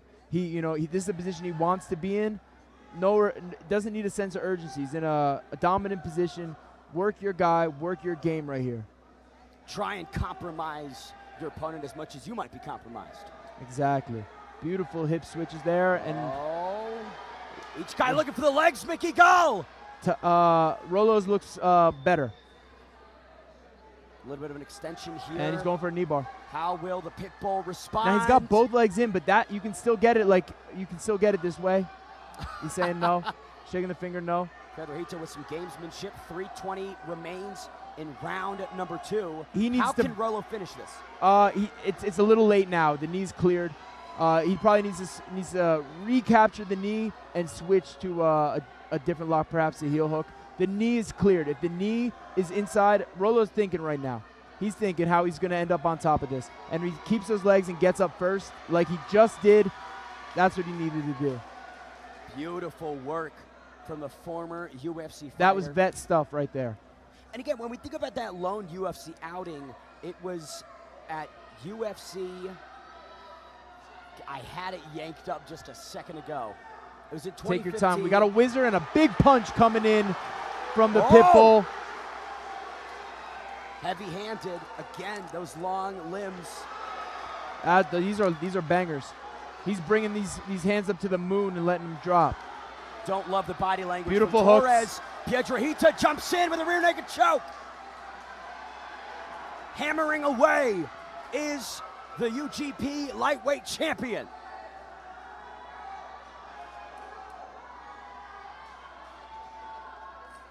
Torres kind of getting swarmed here. Yeah, but he's turning and getting out of this bad position. The back is really the worst position you could be in when someone has your back. worse in the mount because you can't see them. They have potential chokes. They have potential strikes. No, the back is no bueno. You don't want someone on your back. And the Pitbull's a little high right now. I think he's going to eke out the back door. Beautiful work by Torres to now reverse the momentum, have that UFC fight pulled up. A split decision setback to Maceo Folin. Again, split decision loss, arguably won that UFC lone outing. Here he is 8 years later. If I'm Piedrahita, do I target the knees? Do I try and kick? Nice up kick. Yeah, you do. I wonder if he's aware that he's injured his opponent. The Pitbull as vicious as they come. Good entry by Torres. We'll see if it pays off. Torres is very patient and very safe in his entries. He's avoiding the up kicks. He felt the danger presented by the Pitbull on the bottom, and he's navigating that very well. I love the hip work he's doing. He's a couple inches away from a mount. He needs to move his hips back and forth, shake a little bit. Ooh. Back to the He's leg going back to the leg. We go.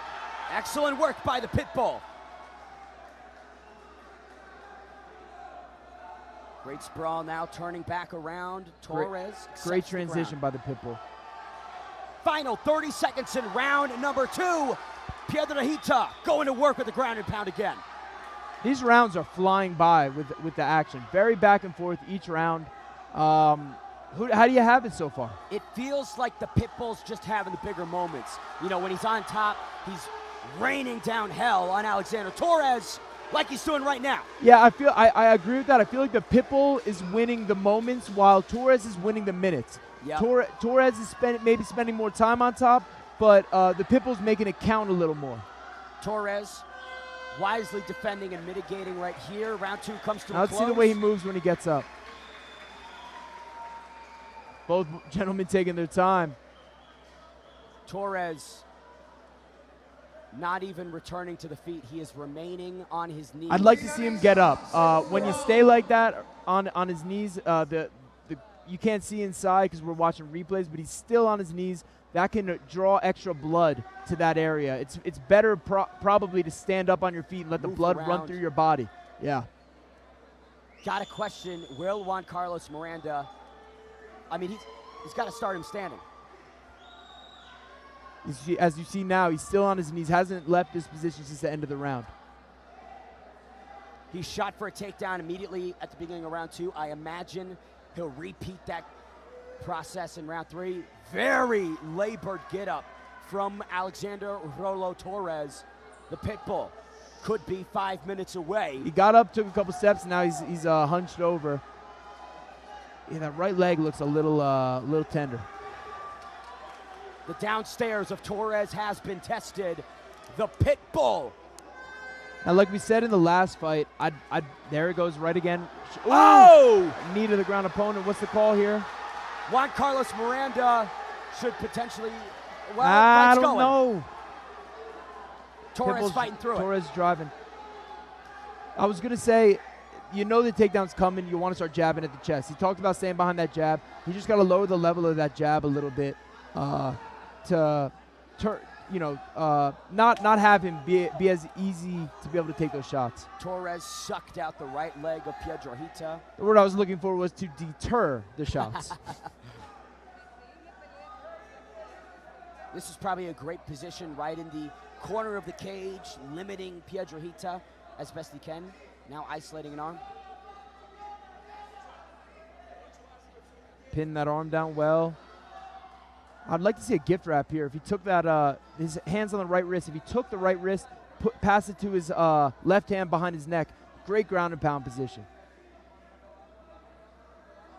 Over a minute has transpired in round number 3. Torres. Body head. Has this right where he wants it. Pitbull not as active as he was before. Now both guys are getting tired, and here we go. Let's see what happens.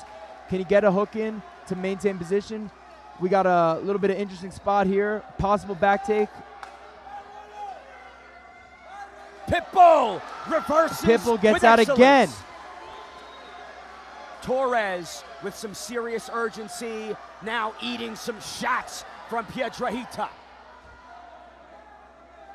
And we saw he had trouble getting up after that second round without a guy on his back. Right.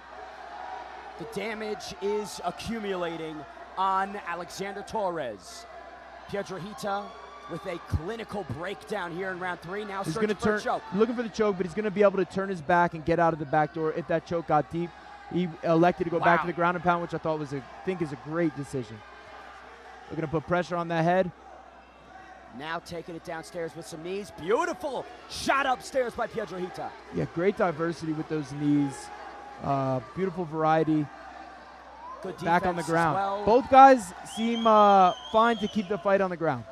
Which is somewhat surprising given our conversations with both of them. Piedrahita really expressed that he wanted a standing affair. He wanted to remain at range and like a sniper pick his shots, but he's really turned into a grappler here tonight. He's found success on the mats, and he doesn't look like he wants to get up off him. This is a dogfight right now. It is absolutely testing who is the best champion in Colombia. 100%. Both guys having moments. Piedrahita seems to be the fresher guy through 3 minutes in round 3.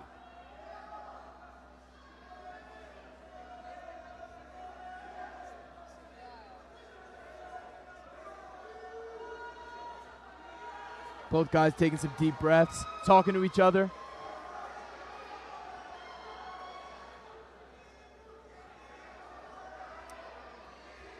Sebastian Piedrahita has notched 1 decision victory in it's been only 2 decisions. Last one was in 2016. Most recent was in 2022. He's not used to going to the scorecards. He's a finisher. Nice short elbow. Putting that pressure on the neck, you see a lot with that right arm draped over there. Now he's putting it over the mouth. This is going to suck the wind even more of Rollo. Torres has an open guard here, but really not making a lot of moves to get back to the feet. Now both these guys have been working hard. Both were taking deep breaths. Like I said, it's a dogfight. It's a true dogfight right now. We're going to see who wants it more. If you're Alex Torres on your back with 40 seconds remaining, what would you do? Man, it's hard to say. You know, it looks like he almost wants to ride out this round. Maybe try and take some breaths, collect himself a little bit, and come out stronger the next round. You know, if he feels an opportunity, maybe he can try and pop up. 20 seconds to go in round number 3. Pitbull with a little bit more urgency here. Maybe he senses a stoppage. Torres trying to isolate that. Got a little bit right of leg. a potential leg position, and he's looking for the heel. He's rolling with it.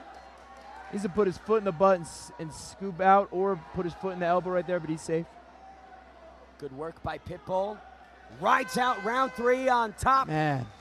What an affair. Alex Torres again remaining on the ground in between rounds. Got to imagine how that knee's doing right now. Yeah, man. I think, like I said, this is a dogfight, and both guys are dog shit tired. And so you're really seeing the will of both men here. Championship rounds are upon us. What would be the adjustment from both guys? You know, I think the Pitbull needs to stop the takedown.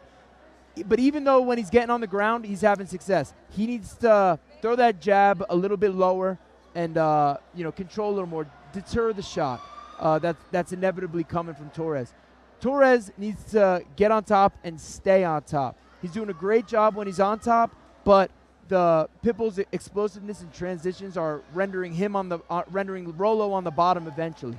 So I think both guys need to try and force their game plan right now. Championship rounds for 2 bona fide champions of Colombia. Only fitting. Round number 4 between Sebastian Pitbull Piedrahita and Alexander Rollo Torres. Easier said than done, Mickey, but I feel like one leg kick could probably do it. Yeah, both guys' wills are being shown right now. Both of these guys' hearts. Went for a little shot into an Imanari. What happened? Injury for Torres. The leg buckled, the knee goes, and the title arrives with the pit bull. Sebastian Piedrahita stops Torres at the beginning of round number 4. Man, you gotta love the glory right now of Pitbull, and you gotta feel for Alex Torres in the agony. He went until his body quit. Let's take another look at this. Seems like the leg just collapsed. He's tapping. Yeah, he's tapping. He's hurt. Like you said, he fought until he could not. Alexander Torres. Wow. Really given everything that he possibly could here, leaving it inside the octagon. But your lightweight champion is the Pitbull, Sebastian Piedrahita. Torres gets back to the feet, good to see, but collapsing entry and that leg was just busted. Yeah.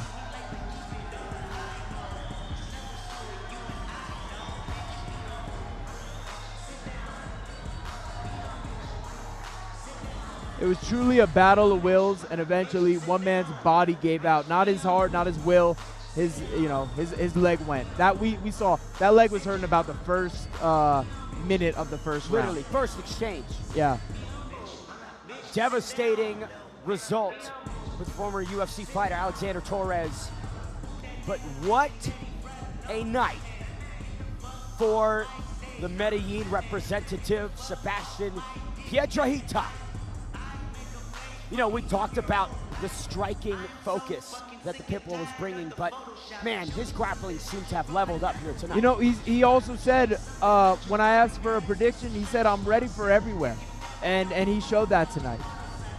He said, I'm well-versed everywhere. I'm ready for whatever the fight brings. And he improvised expertly and did his thing. Very impressed by the Pitbull tonight. Very impressed with the heart of Alex Rolo Torres. Both of these gentlemen really showed out in the main event. It was a freaking dog fight.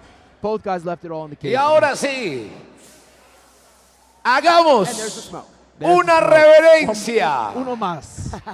al campeón del Empire en su quinta versión por su visión. Nada más y nada menos por nocaut técnico en la esquina roja. Sebastián, el Pitbull Piedrahita. Add another belt to the resume of the Pitbull, Sebastian Piedrahita. Just north of 30 years young, he is the unified champion of Colombia in the lightweight division, Mickey Gall. Yeah, man, he earned it. He earned it tonight.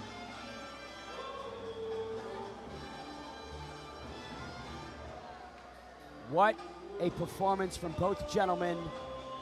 Pushed to the limit. But Yeah, the MMA Colombia product did his thing, showed his heart, did his freaking thing tonight. I'm very impressed with both of these fighters. I can't say it enough. It was a dog fight, and you know, he improvised well. He rolled with the punches, went with the flow, and did his thing. Got his finish. It was a dog fight, and it's only befitting that the Pitbull reigns supreme in those types of bouts. Amen, my brother. What an absolute barn burner of an evening. I can't count on one hand the amount of first-round stoppages that we had. We sent it inside to Alejandra Lara for a post-fight interview with the new lightweight champion, Sebastian Piedrahita. Pitbull, nuevo campeón de Empire 5. Pitbull, fue una pelea muy reñida, una pelea de campeonato que no dejó nada de ver. Vimos todo lo que son las MMA. ¿Qué fue para ti lo más difícil de esta pelea? No, son miles de sensaciones en realidad al entrar aquí. Tú sabes, de primera mano, Alejita. Pero nada, mucho foco. El foco fue el principal. El Rolo es un profesional. Yo sabía que en cualquier momento él podía salir con algo que me sorprendiera, pero bueno, fui inteligente, obviamente me costó mucho sus derribos, pero estamos trabajando y ahí se vio el trabajo que hicimos, mejorando nuestro wrestling, gracias al profe Michael, gracias al equipo, gracias a MMA Colombia, esto es de ustedes, ya 2 veces campeón, esto quiere decir que el camino es muy grande por seguir, Aleita, gracias. Pete, mencionas que en los derribos había un factor de que te sentiste en peligro. ¿Cómo manejas eso en tu mente, en esas situaciones? Siento que también el piso para mí es un punto a favor, o sea, siento que ahí no tengo mucho que perder, obviamente hay que ser muy inteligentes. Yo he mejorado también mucho mi suelo, fui contra un cinturón negro y bueno, ahí yo creo que es donde también se ve el trabajo, ¿cierto? El trabajo en el suelo. Gracias. Y bueno, nada, creer, créanselas y seguro todo les va a salir. ¿Qué sigue del Pete? ¿Qué podemos esperar de ti de aquí en adelante? No, vamos a seguir trabajando por lo que venga, vamos a seguir trabajando por esto. Hay mucho que mejorar, no me voy contento por muchas cosas, pero para eso esto es un trabajo de todos los días, seguir mejorando. Muchas gracias. Gracias a todos, muchas gracias. Eso es de ustedes. The new lightweight champion, Sebastian Piedrahita. Gracias a todos, hasta luego. We've got Mickey Gall in for a post-fight interview with Piedrahita. Hey, so you came in there, it was an absolute dogfight from the beginning, and the Pitbull came out on top. Pretty fitting. How did you feel in there with the biggest win of your career? Yeah, I think it's my biggest win of my career. I am pretty grateful with all the people here. So now, I just have, we are going to work again in the gym. So yeah. What do you think is next for you? Next for me is sure I need to improve some skills, and let's go continue working, and for sure let's fight for other belt in another country or the best fighter in the world. Hey, you really showed your will and your heart in there tonight. Congratulations on a great win. Man. Thank you. Nice to be with you here. Likewise, my brother. I'm a fan. Much respect. Mucho respeto. Excellent work. The Pitbull, ladies and gentlemen. By UFC welterweight staple Mickey Gall. Our main event belongs to the Pitbull. UGP champ, now Empire champion, with 10 finishes and 11 victories. It is hard to deny Sebastian Piedrahita the crown of best lightweight in Colombia. We welcome Mickey Gall back to the broadcast booth. Quick recap of the night. I mean, a lot of really exceptional performances. What are some of the things that stood out here? Man, really, that the main event was a dogfight. He came away with the biggest win of his career. Sebastian the Pitbull did his thing, unified as the most touted champion in the lightweight of Colombia.